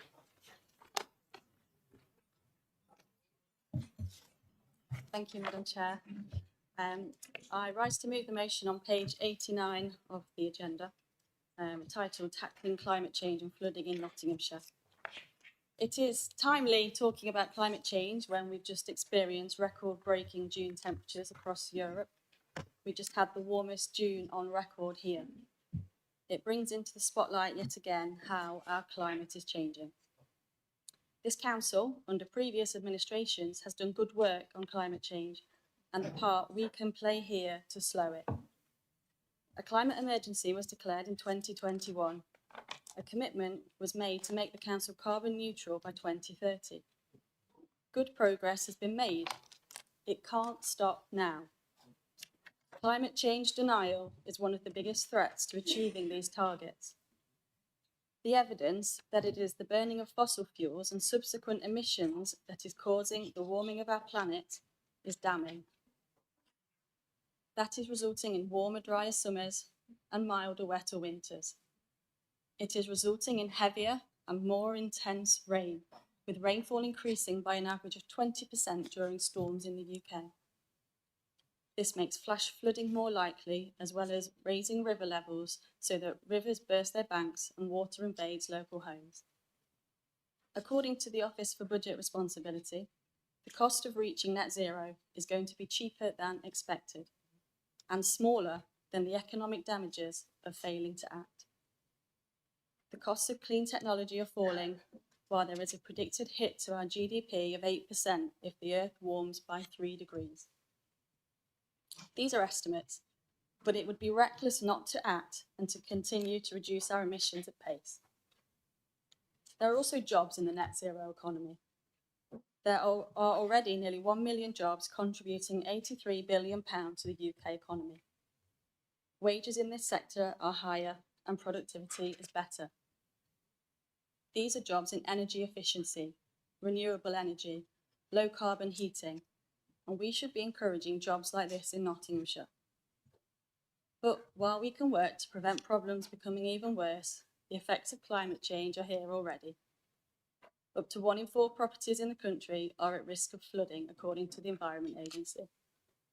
Thanks to the rivers running through our county, we know that already. We have seen the damage floods can do. That is why we are calling for the Council to continue and double down on its efforts to become carbon neutral. That is why we also need measures to protect our residents from the effects of flooding. We need a strategy of natural flood management in addition to large projects such as flood walls. Tree planting and vegetation planting can slow runoff, and a move away from hard surfaces like concrete and asphalt to permeable ones on new developments. Creating logwood barriers, like has been done in Burton Joyce, to slow river flow and could be replicated elsewhere. This isn't a party political issue. We owe it to residents to do this. We can't solve the climate crisis alone. That is obvious. But we should lead so others follow and be proud to be on the right side of history. Our children, grandchildren and great-grandchildren will thank us for it, as well will the communities of Nottinghamshire at ever-increasing risk of flooding here and now.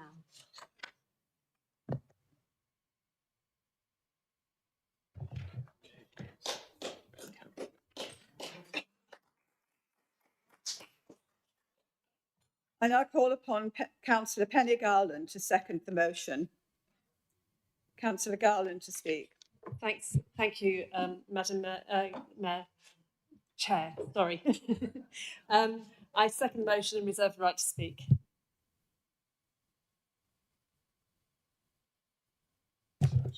I will now open the debate. Councillor Barton. Thank you, Madam Chair. Thank you for submitting your motion. Cabinet have already agreed to review the Nottinghamshire Plan, and this work has already started. The carbon reduction plan is a living document, so I consider it a bit premature to recommit to this plan at this moment until the review has been undertaken by this administration. So therefore, I won't be able to support this motion. Thank you.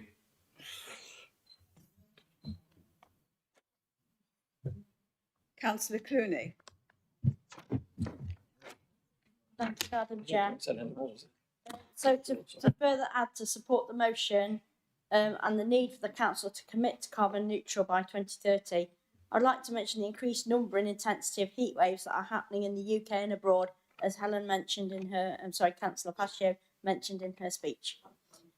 These are being caused by continued burning of fossil fuels and deforestation. England has just experienced its warmest June on record, with the UK having the second warmest June on record. This followed the sunniest spring on record. This is not just nice weather or a nice summer. The longer periods of more extreme heat are very dangerous. There's a threat to lives, particularly for vulnerable people, risks of wildfires and droughts, causing devastating impacts for us all. We experience increased difficulties in everyday life. Our houses and infrastructure aren't made for the high temperatures that are now more common. Everyone is having to adapt to avoid exposure during the hottest times of the day. Even, for example, our local council in Gedling, they've rearranging their outdoor workers, so they're not out in the hottest times of the day. Higher temperatures cause increased demand on energy too, with increased use of air conditioning fans. And I know Helen said this wasn't partly political, but thank goodness for Labour government's commitment to greener energy sources to be able to fund to power those sort of things. I urge you all to support the motion. Thank you. Councillor Wilmot. Yes, thank you, Chairman. I thank you for allowing me to speak on this issue. I stand in support of this motion. The reasons, you know how easy it is to test the problem of air pollution. After being out for a walk to see my constituents, if you wear them, take off your glasses and give them a wipe with your handkerchief and see all the muck that comes off them from the pollution in the air. That's how serious the problem is. And if your car is parked outside your house overnight, in the morning, check your windscreen and see how dirty it is from being outside overnight. And that is why it is so important to use technologies as solar panels, wind and water turbines.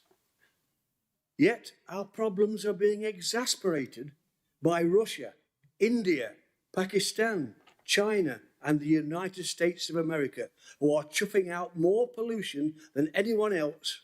They seem to be oblivious of what is happening around them. They do not seem to identify differences in climate change in the world. That is caused by pollution, serious pollution. They might say the problems will take years to come to fruition, and we will be gone by then, but they do not seem to bother what the future has in store for our next generations. And they might find problems starting sooner than later. The recent floods have been devastating those affected in Nottinghamshire. Have we done enough to help the residents identify the causes? We know climate change had a lot to do with it, but many of the residents feel the council's investigations into some of the causes of the flooding have not seen the light of day. They need to know if there is any man-made problems that were the cause.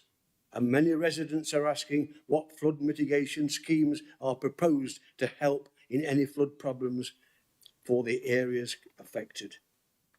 They need answers. Answers are required, and they're required now. Thank you, Chairman.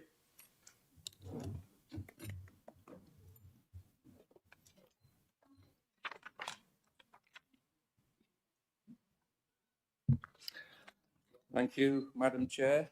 Yeah, I agree with a couple of things actually in this motion, that we need to be doing things about flooding. That's one of the things, and that we might look at generating energy from the Trent. That's almost it, where I would support it, because every other element we as a party and me as an individual stand against. I've been involved in energy for 25 years. I've been involved in sustainable or award-winning sustainability projects for 25 years. And I've never seen such nonsense as the anthropogenic global warming hoax. The statistics are manipulated. I've followed it over decades. There's lots of science out there, but at the moment, it seems to be, as in a lot of matters with COVID, if you follow the money, you find the science or the pseudoscience. And you'll also find Greta Thunberg. Now, there are a lot of advocates of that kind of thing because that people have been brainwashed over time through the media. We as a party stand against net zero. We are looking to end net zero. We were voted in on a platform of net zero, but that does not mean that we don't support environmental protection, sustainability, resource efficiency, industrial symbiosis, many areas that I've worked in. But for this county and actually the nation almost too, I'm not exactly clear what the government is saying at the moment, to declare a climate emergency based on those false premises is absolutely ridiculous and nonsensical. They'll have us back living in mud huts, if even living at all, by the time they're done. When I get across to renewable energy, what can I say about that in the environmental impact and damage that's doing in terms of whether it's wind turbines, solar farms, offshore wind turbines? I can talk to you at length and happy to debate people at any time on the price of energy and how it's manipulated, where the carbon trading system charges industry for energy and that money disappears. I've asked major industry or people in major industries and major energy user industries, what happens with that money? Nobody can ever tell me. It disappears. It's magic. Poof, it's gone. So for that and many other reasons, and I could stand here for a long time and all day, I will be voting against this motion. Thank you.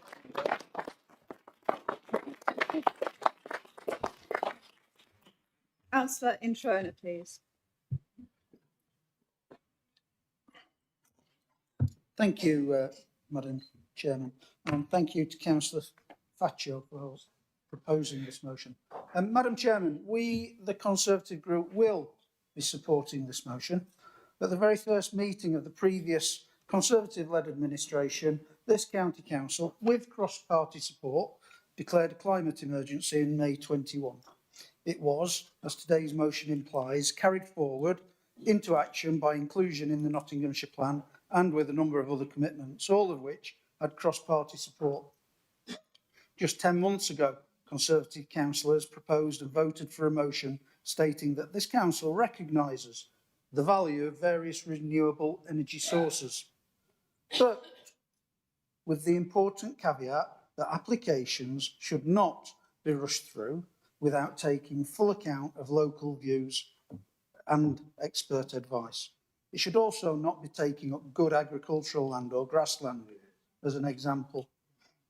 An example of poor consideration being that during a debate last September, my colleague Councillor Saddington criticised the Secretary of State for Energy Security and Net Zero for his cavalier attitude towards approving renewable energy applications, including the huge Cotton Solar project. He seems to have a bizarre ideological virtue from the fact that he had taken so little time to consider the complex implications of such a huge project before giving a swift approval. So, Madam Chairman, we wish to make clear that in voting for this motion, we are by no means withdrawing the criticisms we made of the current Labour government or endorsing any projects that have not been properly assessed. Similarly, we do not believe that this government's push for local councils to wade through planning applications that potentially impact flood risk without proper consultation and without genuinely listening to the local communities. We have this in my district, my region of Bassetlaw, where unwanted homes that were not needed are seeing numbers increased and forced on Worksop and Retford, where building on greenfields and floodplains increases runoff into the River Wright and River Idle and Retford Beck systems, increasing the flood risk to local residents who are now impacted further and worried sick, absolutely worried sick, on at least an annual basis.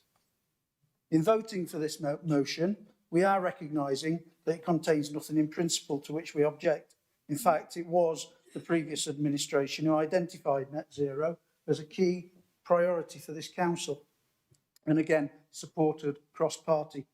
I mention this because when the new Reform administration refreshed our priorities list last month, they conspicuously removed the net zero heading from the list. And yet, Madam Chairman, they quietly transferred most of the individual commitments into other categories. It appears as if it may be politically too embarrassing to have net zero as one of the headings, and they therefore assumed that crudely removing the heading, that keeping most of the commitments would go unnoticed. Well, Madam Chairman, it did not. All it did was leave more confusion about their attitude to the whole climate change issue. And I am certainly confused, genuinely.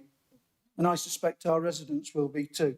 So, in summing up, Madam Chairman, I respect that we all have an opinion on climate change and net zero, and we are able to hold our own views. Indeed, we have a Reform Cabinet member for Transport and Environment who appears to be on record now as saying man-made climate change is a hoax, and a Reform Council leader who says that's just one individual's view, and other Cabinet members may think differently.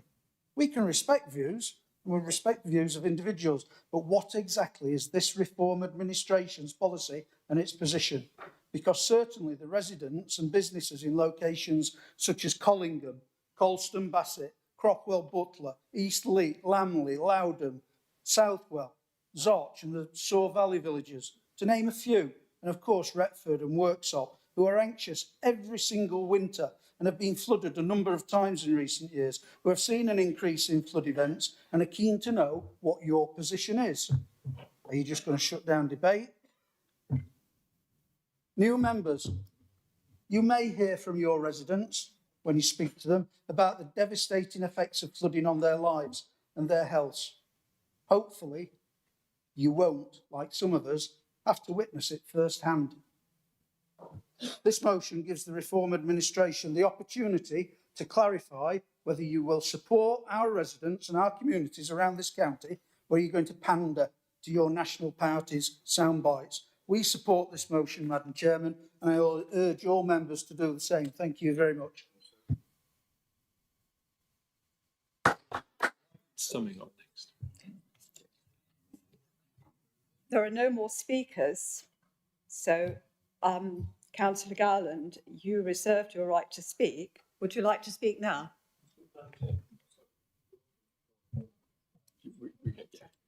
Thank you, Madam Chair.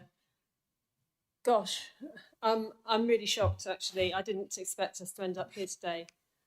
Yes, there's a hoax here, and it's from the oil industry. I do know about this. In the 1970s, Exxon, the oil company, scientists did reports that proved to themselves that climate change was real. The Esso Atlantic supertanker was actually fitted with sensors to measure CO2 absorption. They knew from the 1970s, and their predictions are now correct. What did they do about that? They had internal reports that discussed this issue. What they put into the scientific literature was a lot of reports, because if you do a lot of science, you will get mixed results. That's how science works. Doesn't mean to say it's wrong. It means sometimes you get positives and sometimes you get negatives. And you put enough of them in, people get confused. But they knew that the bulk of the scientific evidence, this is Exxon, the oil company, they knew what they were doing and they knew where it was leading. What they put into the general media, into the general press, was fluffy stuff that completely obfuscated this issue and made everybody confused and made everybody think it really wasn't happening. Follow the money. Absolutely. Follow the money to the oil industry. Of course, there are problems with wind farms. Of course, there are problems with solar panels. There are problems with everything in life. Life is about balancing risks. That's what politics is about. We're here to weigh up one thing against another. Nothing is ever easy. Nothing is ever binary and black and white. But carbon dioxide in the atmosphere, as well as air pollution and what it's doing to our lungs and our placentas and our bodies, is a real problem. There's been forest fire, I believe, in your area. I'm going to get your name wrong. Councillor Bestwick again. Very recently, there have been forest fires in southern Europe. There's been forest fires in the States. There's been appalling flooding in the States. You know, you can say it's not climate change, but it's getting worse. Please support this motion.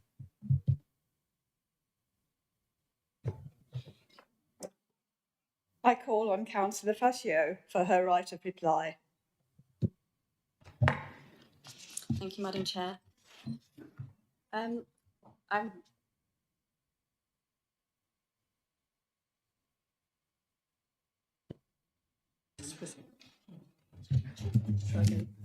okay, sorry, it's doing. I'm disappointed that the ruling group can't commit to this. The plan is already there, it's written, facts haven't changed. I'm, to be honest, quite stunned with what I've heard, that the Cabinet Member for Transport and Environment is just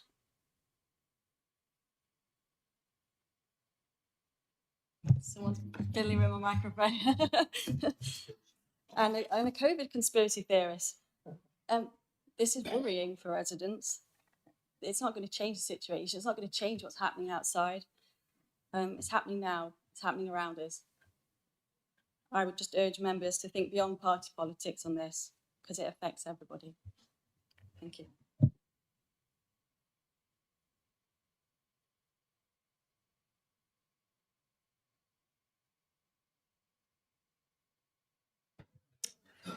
We have been asked for a recorded vote on this, so I'm going to ask for 10 people to support it. Recorded vote. Recorded vote. Okay, that's fine. Okay, members, recorded vote time again. We have checked the list. We've checked it twice. It's the wrong time of year for that. Couldn't possibly comment. Okay, members, again, please, through your microphones loud and clear so everyone can hear on the live stream. We'll start with Councillor Adams. For. Councillor Adekoke. Against, please.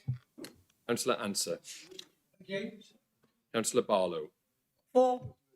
Councillor Barton. Against. Councillor Bestwick. For.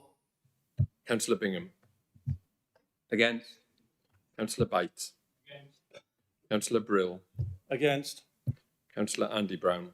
For. Councillor Butler. For. Councillor Chowdhury. Against. Councillor David Clark. Against. Councillor Neil Clark. For. Councillor Clooney. For. Councillor Cotty. For. Councillor Cox. Against. Councillor Cullen. For. Councillor Dale. Not here. Councillor Darrington. Against. Councillor Dodd. Against. Councillor Doddy. Against. Councillor Faccio. For. Councillor Gamble. Against. Councillor Girling. Councillor Gould. Against. Councillor Gowland. For. Councillor Green. Against. Councillor Introna. For. Councillor Jackson. Oh, Roger's left. Okay, no worries. Councillor John. Against. Councillor Justice. Against. Councillor Lawton. Councillor Lee. Councillor Limber. Against. Councillor Lowe. Against. Councillor Lukacs. Against. Councillor Mann. Councillor Mason. Against. Councillor Matthews. Against. Councillor McCormack. Against. Councillor Om. For. Councillor Pearson. For. Councillor Pepper. Councillor Robertson. Against. Councillor Saban. Councillor Saddington. Councillor Siemens. Against. Councillor David Smith. Councillor Sam Smith. Councillor Stoll. Against. Councillor Vernon. Against. Councillor Walker Gurley. Sorry. Against. Councillor Ward. Councillor Wheatcroft. Against. Councillor Wheeler. Councillor Wilmot. Councillor Kelvin Wright. Against. Councillor Martin Wright. Against. Councillor Simon Wright. Against. Okay, bear with us.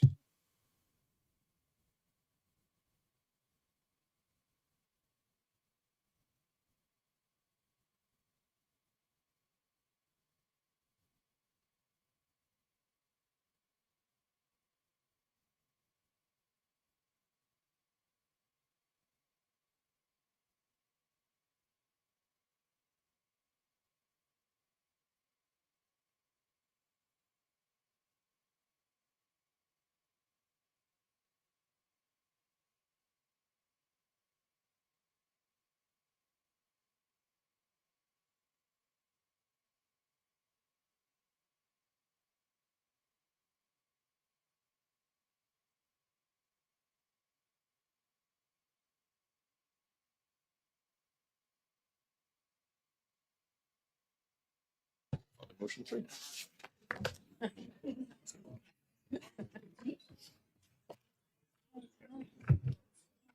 The results are.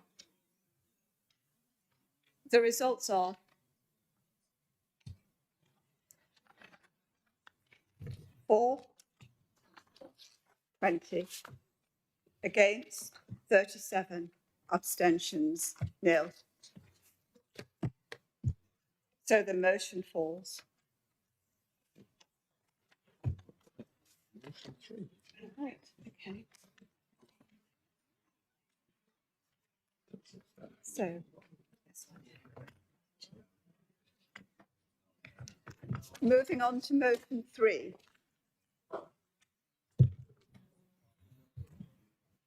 I call upon Teresa Cullen. Sorry, motion 3, local government reorganisation in Nottinghamshire. I call upon Teresa Cullen to move the motion. Thank you, Madam Chair. I rise to move the motion. And, do you know, I'm afraid this motion is on a topic that you might already be sick of hearing from me about. But honestly, I'm not going to stop. I'm not going to stop. This is the biggest change in local government in 50 years. 50 years. A lot of you weren't born. The motion speaks to a deeply troubling trend, one where sweeping structural changes are being proposed and advanced with no meaningful engagement with the very people these changes affect, our residents. The government's instruction to submit interim proposals for local government reorganisation by the 21st of March 2025 was met with haste, not with thoughtfulness, not with transparency, and certainly not with any consultation. And although I might understand that there does need to be some reorganisation, option C was endorsed by this council without so much as a single public meeting or resident survey, not one consultation in Beeston, Colton, West Bridgford, anywhere. How can we possibly claim to act in the public interest if we're not interested in what the public have to say? And this is not just about boundaries, it's about trust. It's about ensuring that decisions of this magnitude, and it is magnitude, these decisions affect council tax, service delivery, local identity. We should be making them openly, transparently, and with the consent of the people. Nottingham City, I'm sorry if this is political, but Nottingham City is a failed council, currently run by a cabinet appointed by Labour Party officials based in London, being told what to do by government commissioners sent up here from London. The trains are doing well. Yet we're expected to believe this government, when it talks of its commitment to devolution, is genuine. Meanwhile, the unelected, and we elect our leader here, the unelected, the appointed leader of the City Council, is eyeing up the assets of Broxtowe, Gedling and Rushcliffe and deciding to only want bits of it, if the latest things to be what we believe, expecting councils to run infinitely better if the same people are in charge. Let's dispel the rumour that all councils will be done away with and this will be 2 new councils. It's a nonsense. We all know it. Yeah. That hasn't been the case anywhere else in the country where this has happened. How is it fair to residents? For example, residents currently receiving a good care service in this county will instead be receiving care in the city service that requires improvement. Tenants in council-owned, good quality and well-maintained social housing in the county and the districts will have a new landlord. The City Council, who illegally misspent 50 million of their housing revenue account, leading to thousands of serious failings identified by the regulator for social housing. In case anybody's in any doubt, and I live in Beeston, I'm opposed to this reorganisation that takes part of the county into the city. And I'm not buying the thing that this will be a new council. I'm opposed to it without people's voices being heard. Broxtowe isn't an expansion of the city, an extension of the city, sorry. We have our own identity, our own priorities, and a record of dealing with services. It's a disrespectful way to deal with us to think that local residents will just go somewhere else and have different services and won't mind. We're not calling on this not to happen. We're calling on people to have a say. If local people are consulted in a referendum and they decide they want to have the reorganisation, fair dues. We had this with Brexit, didn't we? I didn't want to leave Europe. Other people did, and we left. It wasn't done overnight, though. This is being done with undue haste. It took years and years and years to sort that out, and it never got sorted out properly.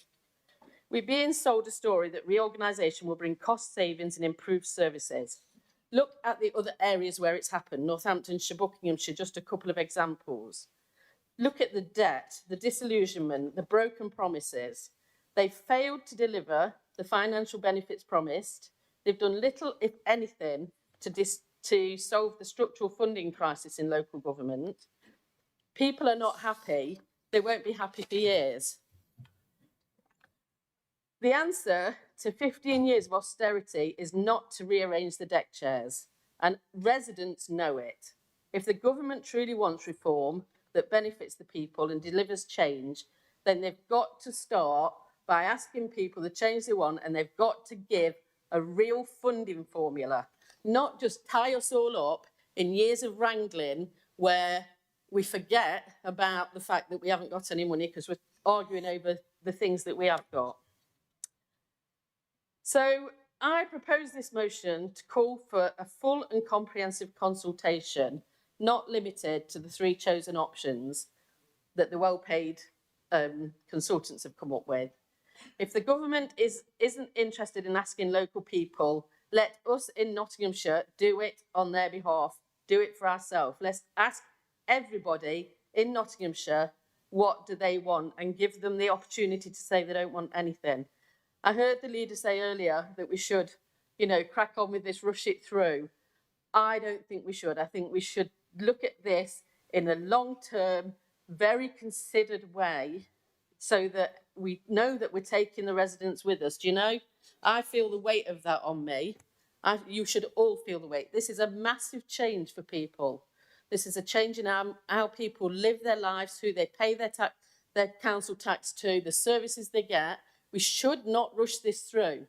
We should consider it carefully on a needs-based assessment, and we should make sure that if we're going to do it at all, we do it properly, not quickly.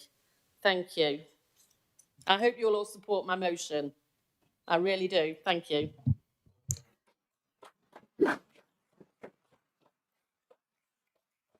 I call upon Councillor John Wilmot to second the motion.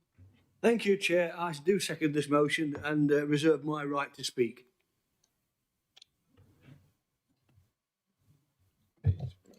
I will now open the debate.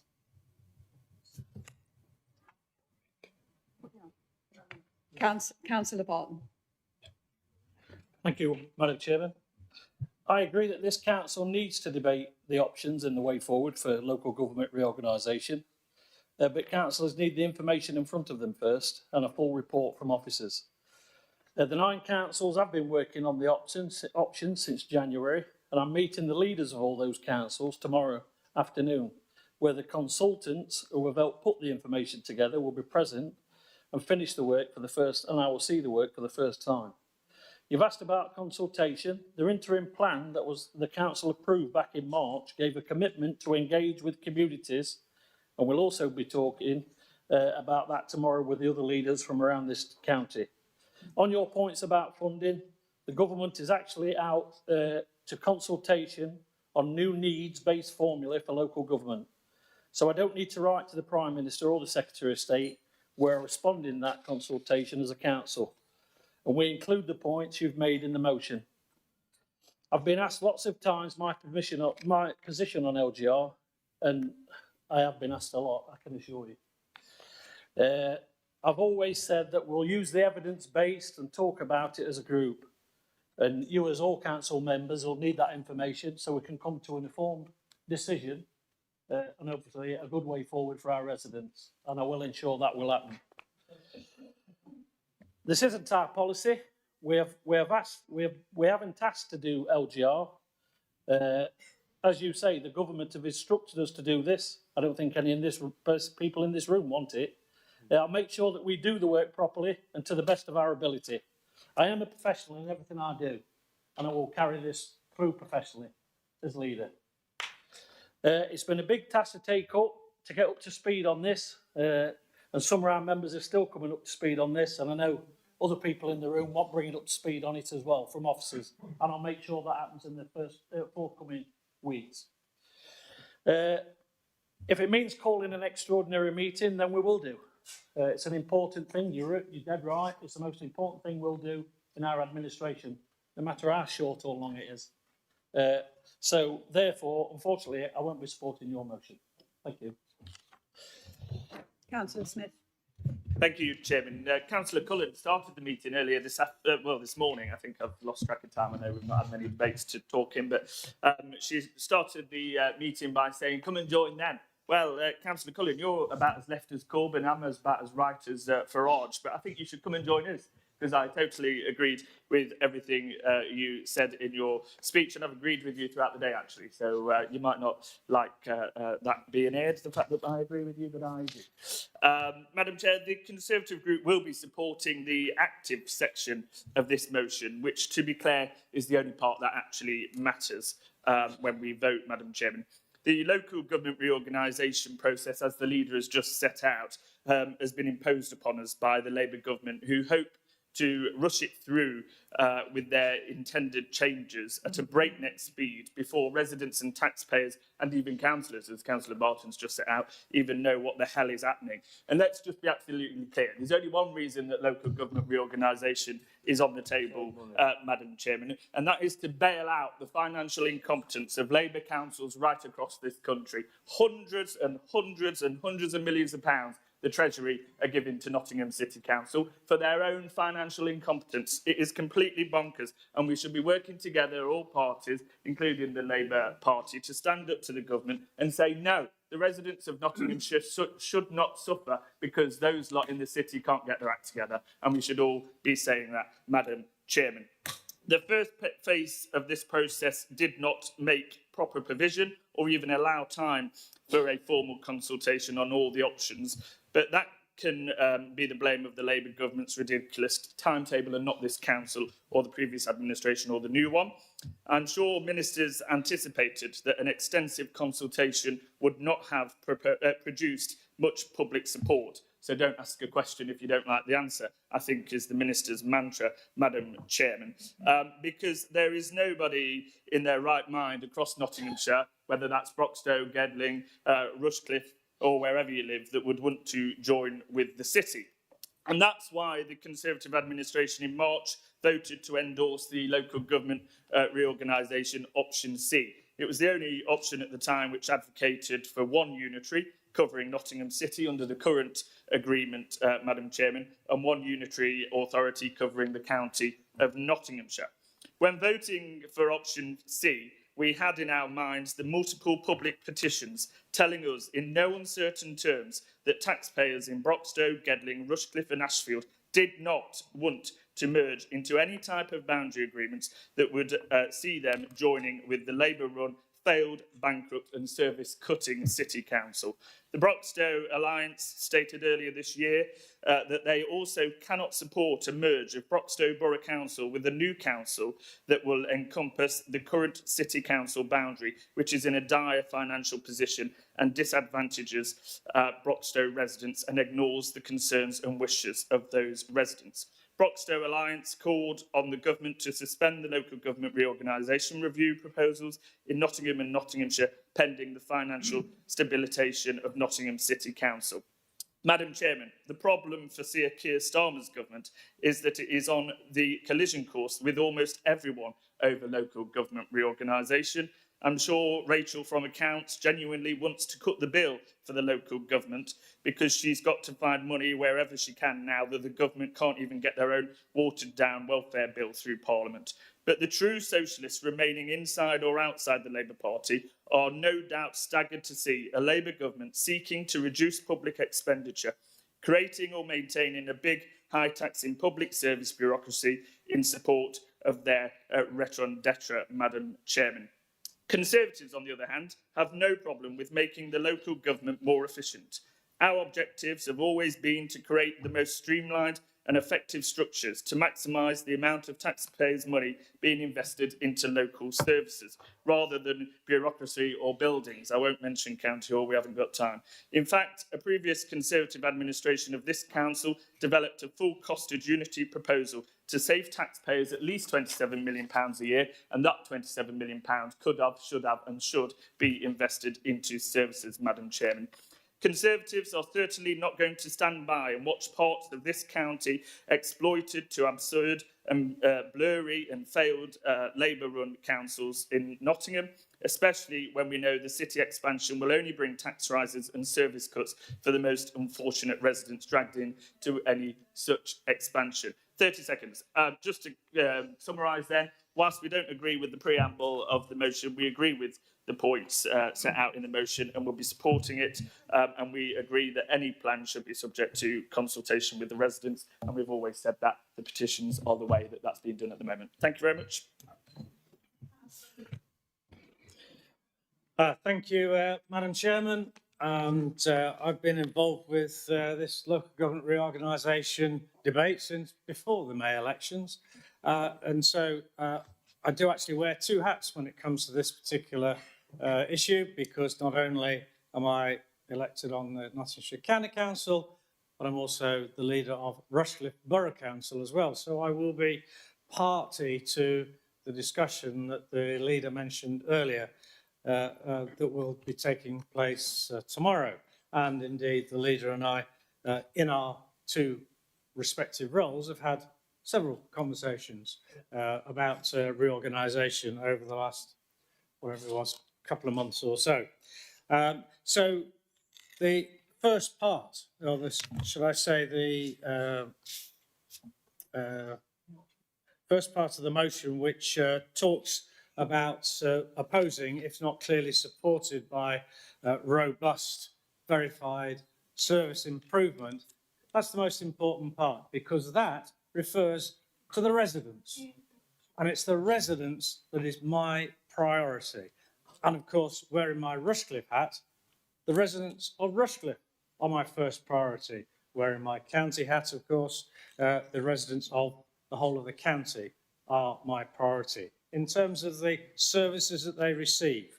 And so you'll hear a lot about financial sustainability, etc., which is a factor to be taken into account, but it's not the whole story, because we must take account of the residents. Councillor Smith made reference to petitions, and in Rushcliffe, we've had a very successful petition running. It's still running. It's over 15,000 signatures, and I emphasise they're not just Conservative supporters, they're cross-party.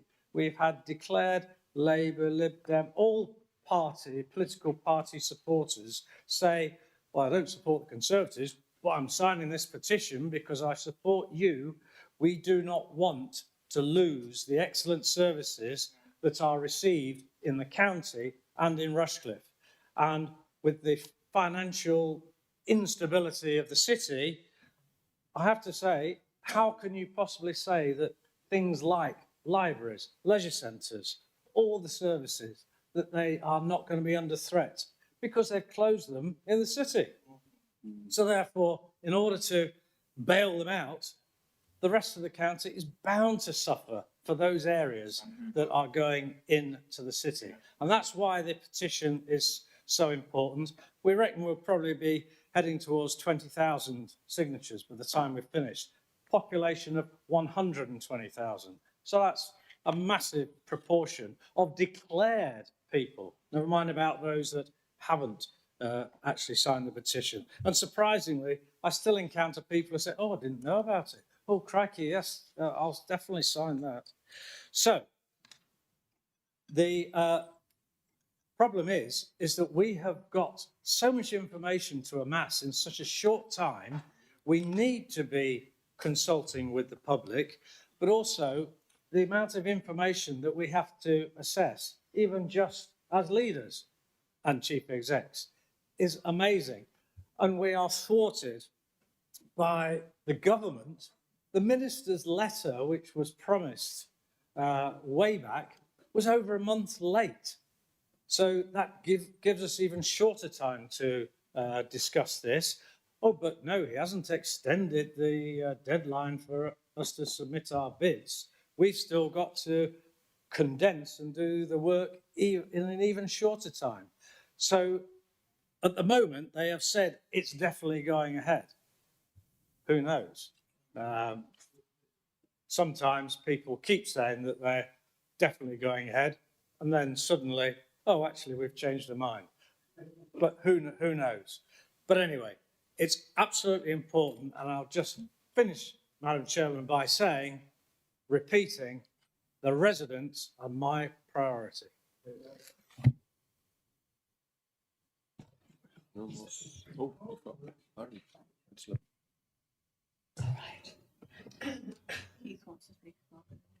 Madam Chair. Yeah. I know.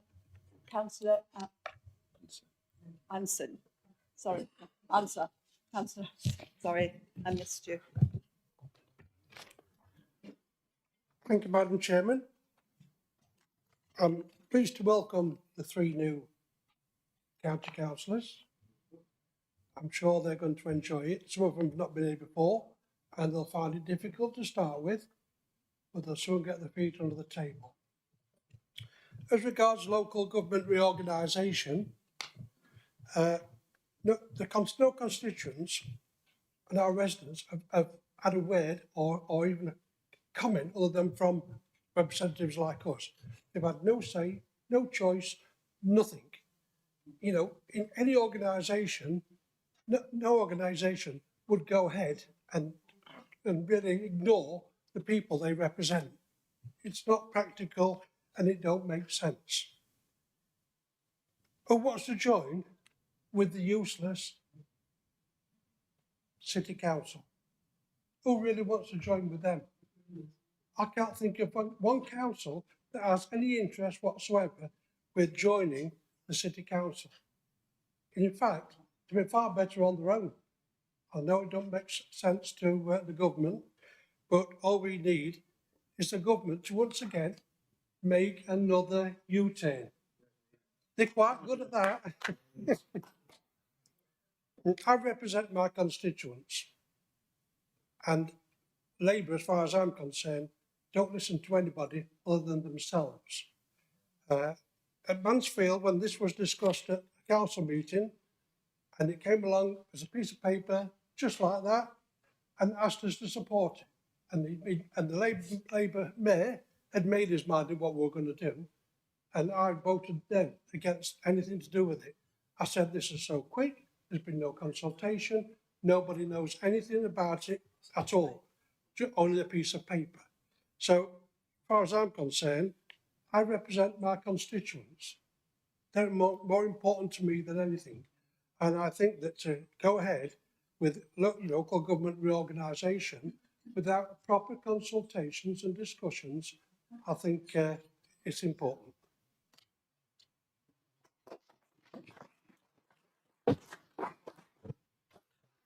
Councillor Girling, please. Councillor Girling. Thank you, Chairman. I'm going to have to take issue with what my group leader said earlier. So I know I'm a new council leader and I'm probably going to get in trouble, but I'll quote you. You said no one in their right mind would want to join with the city. Well, I've been in this council long enough to remember actually the Labour Party, the Labour group, didn't believe that they was incompetent, didn't believe that they was misappropriated the funds and everything and were in a mess and blamed everybody else but themselves and actually did want to join with the city. So, but then I thought, well, no, anybody in the right mind would want to, so I actually then agreed with you. I think the big thing about this, and it's been raised by other councillors actually, is that it's been rushed. You know, we've not really had the opportunity to really delve down into it and debate it so that we get the best for our residents. And I'm absolutely 100% behind the fact that we need to ask our residents, you know, what their views are. And that's really important because at the end of the day, we are here to represent them. And then just to finish, Chairman, the leader of the council said that we're going to debate it. And we're going to debate it in this chamber, I hope. But judging by the last thing that we had where the debate was cut short, I hope it's going to be the proper debate. It's not if we don't agree with you on something, you're going to say, oh, let's have a vote and get on with it. Because it's important that everybody has their say. And it's democratic to have your say. Yeah, that's what we're here for. We're here to represent our constituents and to stop debate is actually undemocratic, and you all voted for that today. I hope you don't do it when we debate this as an issue. Thank you, Chairman. Councillor Garland, please. Thank you. So I'm going to talk in support of the city. I'm actually not talking in support of the city exactly, but I'd like to make a case that I've made many times at Rushcliffe, which is the situation in the city is extremely dire because of the number of Band B and Band A houses they have there. And Rushcliffe will proudly tell you we have the lowest rate of council tax in Rushcliffe. It's not true. We don't have the lowest rate per household because we're a lot of Band D households. So there's a reason the city's in a mess, partly because it's poor. Sure, they make mistakes, but if you make a mistake and you've got no money, you're in big trouble, as we all know. If you make a mistake, you've got lots of money, you've got a bit of a buffer. So there's a problem that needs to be fixed. And this problem was established 50 years ago. You know, there was a big problem 50 years ago. I don't know which side did it, but whoever set up those boundaries was, in my opinion, I don't know if this is a fact, but it looks like gerrymandering. And it may have been Labour, it might have been Tories, I really don't know. But, you know, it doesn't look good that way it was arranged. So personally, this is a personal opinion, nothing to do with any groups. I think there is a solution here, which is to go back to what it was 50 years ago. Nottinghamshire, our Nottinghamshire, the whole area, we take over the city and we bring back the parish councils, give them the power, and the town councils, and just get rid of the boroughs, because frankly, I think the boroughs where we're not really using money sensibly. There should be public consultation. It should be going on now if we weren't all bickering about this. Councillor Walker-Gurley.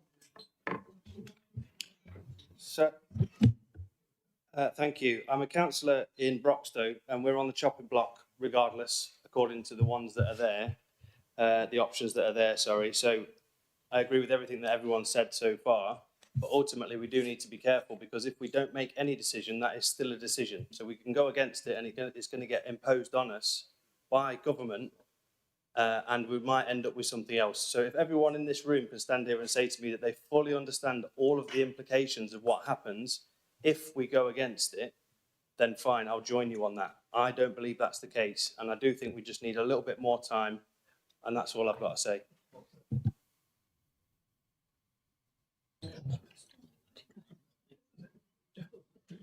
Councillor Wright, please. Thank you, Chairman. It's very interesting what everyone said, and I can't disagree with anyone, apart from one thing: we can't afford to do nothing, as James has just alluded to, because if we don't do anything, someone else will do something, even if it's not this authority, even if it's not the government. Mansfield have got their heads together with other authorities. They would put a scheme forward. Now, we've already made it clear that we won't be supporting today's motion.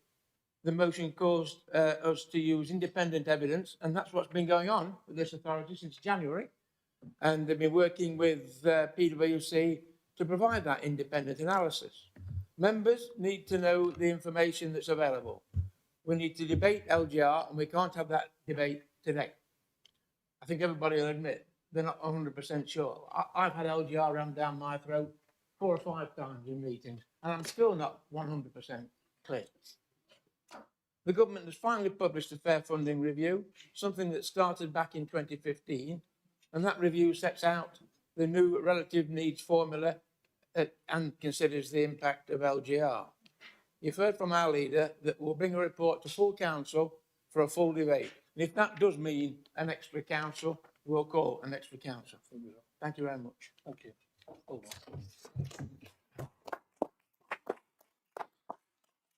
Councillor Matthews. Good afternoon. Well, it's 4:15, and it's the first time all day we all seem to agree with each other that this is a complete mess. And I've got to compliment our leader, Mick, who's Councillor Barton, sorry, who's, in my opinion, he doesn't want to rush this and get it wrong, because it doesn't seem that any of us can agree on anything. And that's not democracy. It shows what the government have placed us all in such a big mess now, that we're all confused. I live in Rushcliffe, and the people in my area, and Councillor Brown will tell you the same, they're petrified of being joined with the city. Now, I don't think Rushcliffe's financial clout will bail the city out. I don't think even Rushcliffe's got 900 million quid in the bank to sort them out. But I think, just scratching your chin, Councillor Clark. I'll check. You'll check, yeah. Well, I've already checked. You ain't got 900 million. But I think we've all got to work together on this now, and we've got to put a plan together. We've got to stick to the plan, unless our Labour government collapses in the next 6 months, which I think most of us want to happen. But that's where we are. But thank you for listening to me.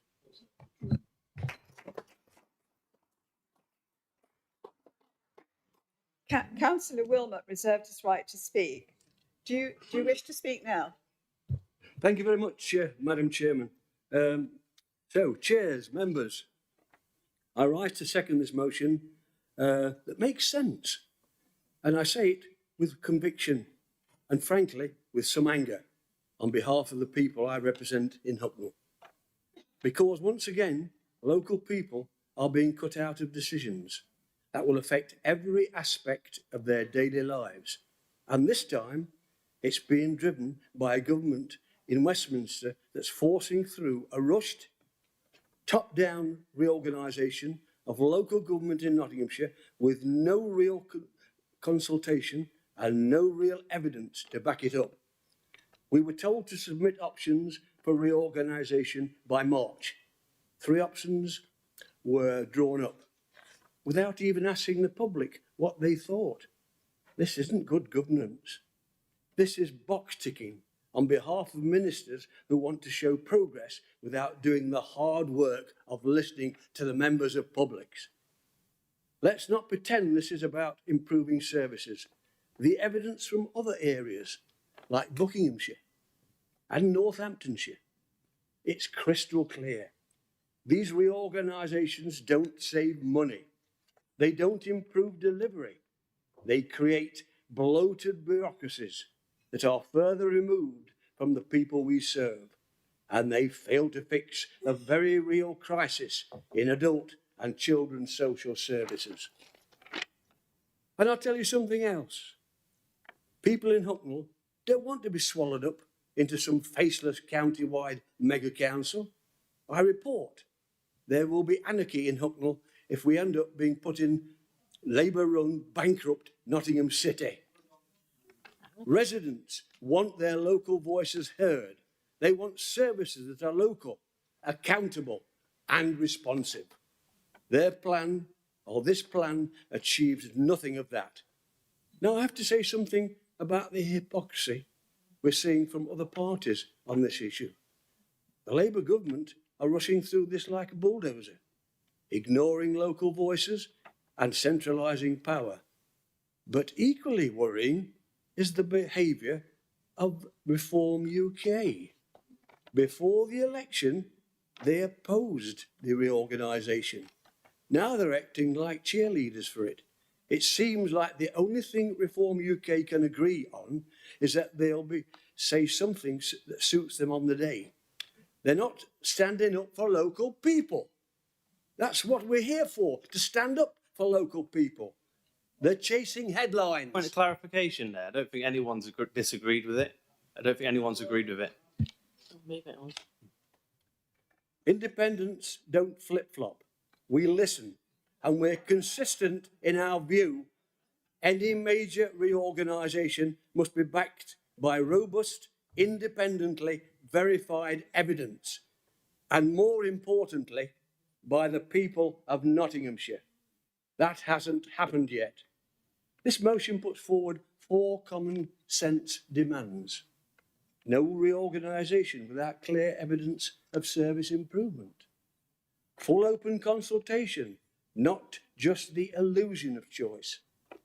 Tell Westminster that reform must be about funding and people, not maps and titles. Demand a proper funding deal for adult and children's care. That's number 4 on it. Ring-fenced and fair. Chair, the people of Hucknall send me here to fight for them. And I will not stand by while decisions are made over their heads, behind closed doors, and in the name of efficiency. That never materialises. Let's support this motion. Let's push back against a government that thinks it knows best. And let's expose the opportunists who change their tune as soon as power shifts hand. I'm proud to second this motion and urge colleagues that care about local democracy to support it. And I've got one other thing to say. If anyone is caught slandering my name without proof, I will be sending, or my solicitor will send him a defamation of character, and the court proceedings will take place. You can be assured of that. Thank you.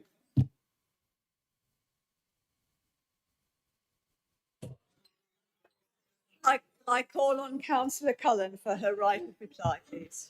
That's probably the same for all of us, isn't it? Let's be fair. Okay, leader. Leader, it sounds like quite a few of your group agree with me, and I appreciate that you can't probably vote for my motion because, you know, you're in charge here and you don't want me to suddenly be in charge and winning things. But, you know, you could abstain and, you know, I ask your group to, you know, think, you know, vote with what you think is right. I know 9 councils are considering it, but 9 councils of leaders just like you and Neil and John Clock and our lovely Millen at Broxtowe. I want the people to consider it too. Councillor Smith, you know, I'm not to the left of Corbyn, but I'm pretty close. And if you agree with me a lot, you might want to come and share my biscuits. But thank you for agreeing to support and for your group support. So I really, really do appreciate it. And Councillor Clark, you know, I'm also a two-hatter. I've been on Broxtowe since 2015 and I'm on the cabinet. So I've been dealing with this since the government first announced it, and we've been thinking what to do about it and considering all the options. So I'm talking about something I have been involved in for quite some time. And in the districts, we're working really hard to try and get the best deal. And a councillor in the corner whose name I just don't know, but thank you for speaking in support. Councillor Girling said this has been rushed. It has been rushed. That's what I'm saying. It needs to slow down a bit. You know, this government, we know now that this government can do U-turns, and we can ask them if we can do this differently. They will listen. We know that now. We thought at first they wouldn't, didn't we? But we know now they can do U-turns, so we can ask them to slow this down. Councillor Penny, I also wish it was 50 years ago. I'd only be 13. I'd have done things differently if I could go back 50 years. And Councillor Walker-Girling, this has been imposed on us, and we need to, you know, we need to slow this down and see what the local people want. We can't afford to do nothing. We can't afford to do nothing. So let me just finish by saying it's actually a fairer funding model, not reorganisation, that's actually really essential for us to face the deep-rooted challenges. Many councils are struggling, not because of inefficiency, as Penny said, not because of inefficiency, but because we're forced to deliver complex services with growing demand without the resources to match. Take adult children's social care, which now accounts for 75% of the council's budget, with no sign of slowing demand. And as the cost of living crisis increases, that more children go into social care, need social care. Current funding mechanisms favour wealthier areas, leaving councils with higher levels of need and disadvantage, at a real disadvantage. And a rebalance is needed in the funding system before we think about reorganisation. We need to really look at this from every angle first and not be forced to do something too quickly because we're dealing with a government who want us to do that. We're better than that. We know how to do it better than they do. I promise you, I've been involved with them. We do know how to do it better. So please support my motion, everybody. Please let's speak for the people of Nottinghamshire. Please let's all be remembered by the people of Nottinghamshire that we didn't just let this happen to them. Thank you.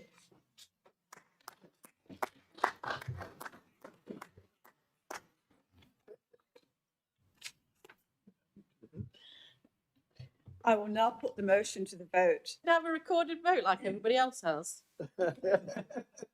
You need 10 hands of support. Oh, it's the last of the day.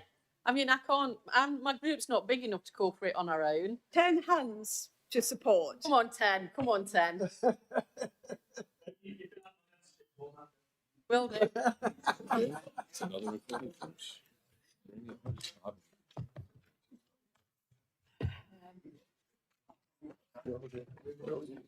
Just bear with us. Teresa, if you wouldn't. Teresa, could you snap your microphone?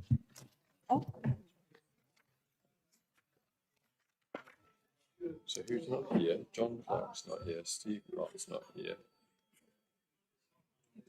Can I just borrow this for you? Kev Brandt's not here. Roger Jackson's not here.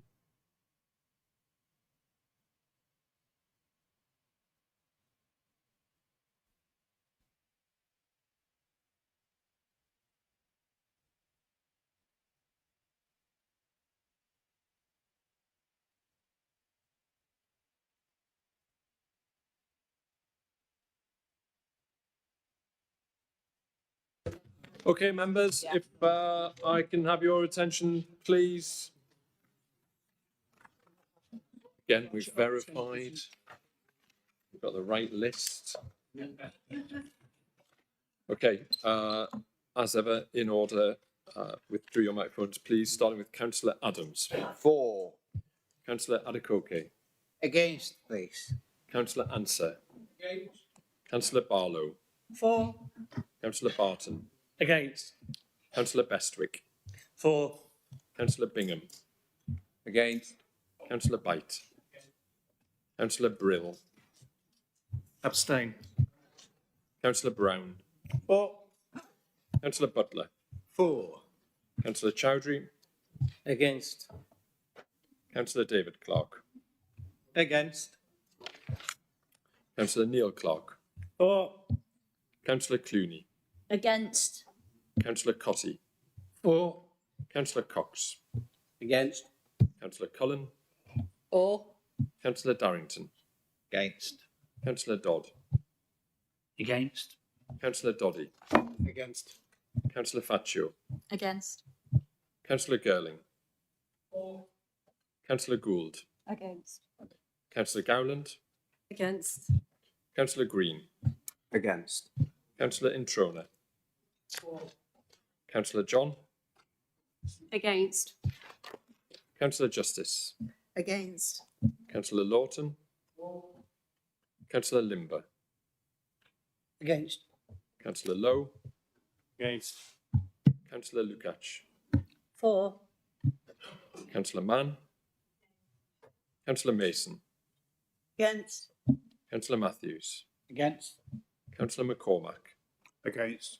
Councillor Om. For. Councillor Pearson. For. Councillor Pepper. Councillor Robertson. Against. Councillor Saban. Councillor Saddington. Councillor Siemens. For. Councillor Smith. Apologies. Councillor David Smith.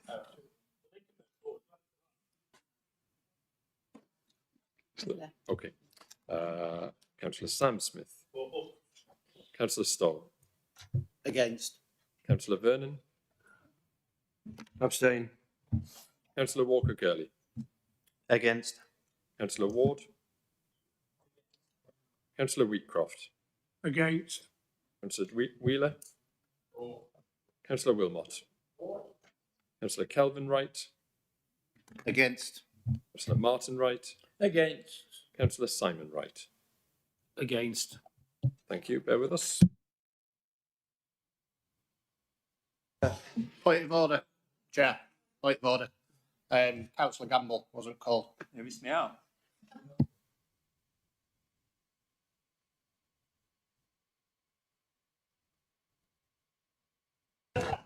Goodness me.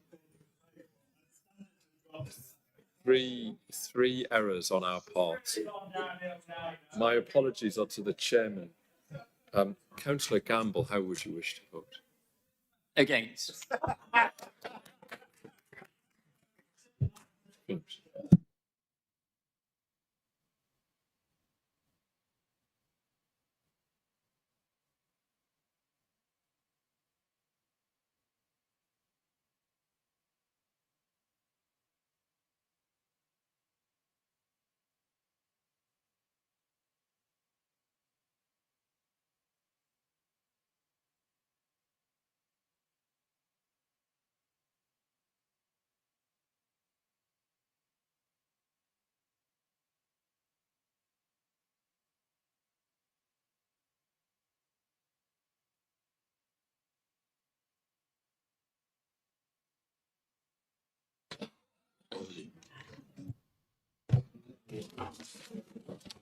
Right.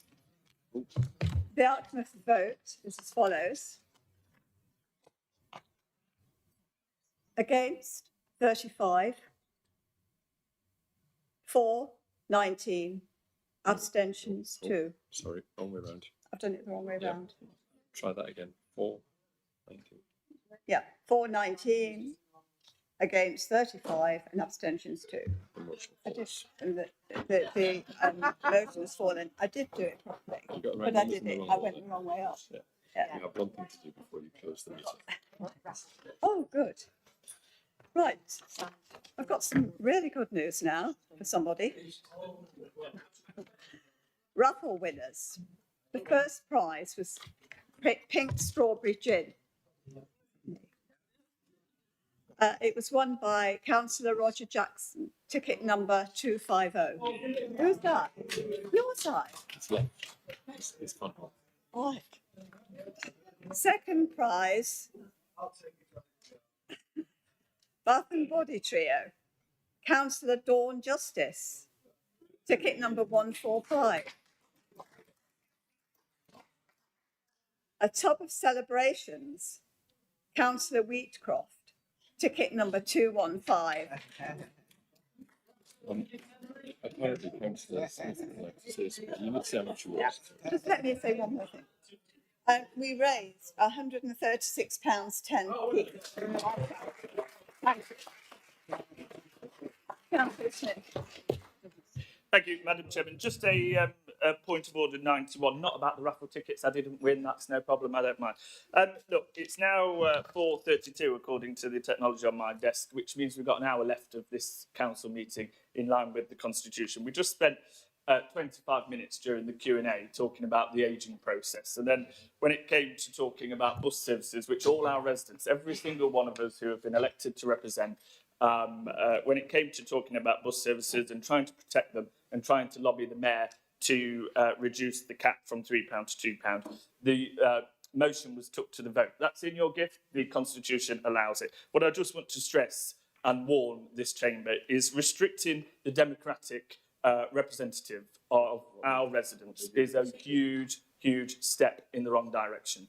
We are elected by the residents of Nottinghamshire, 800,000 of them, and we might not agree on what your residents think or my residents think, but we must not, under any circumstances, restrict their democratic right and representation in this chamber. It is a stark step to take towards those countries right across the world who do not have democracy, and we do not want to see that here in Nottinghamshire, Madam Chairman. I raise it as a point of order right now at the end of this meeting, so we can all go away and reflect on that, Madam Chairman, and come back in the next meeting and focus every single thing we do going forward on delivering on the priorities of the residents of Nottinghamshire, which includes bus services. Thank you, Madam Chairman. Just a point of clarification, Chairman. We thought down here that there'd been enough said on this. It were about an hour and 40 minutes.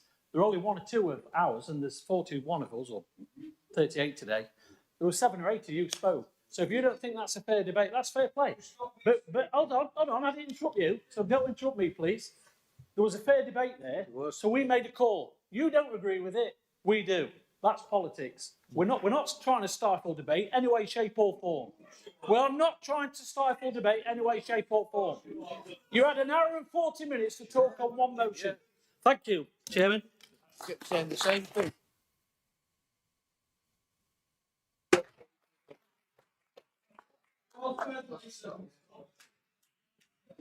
Thank you to, no, it's not it. I'm just saying thank you to all of you for attending today and to those viewing online. This meeting is now closed. Thank you.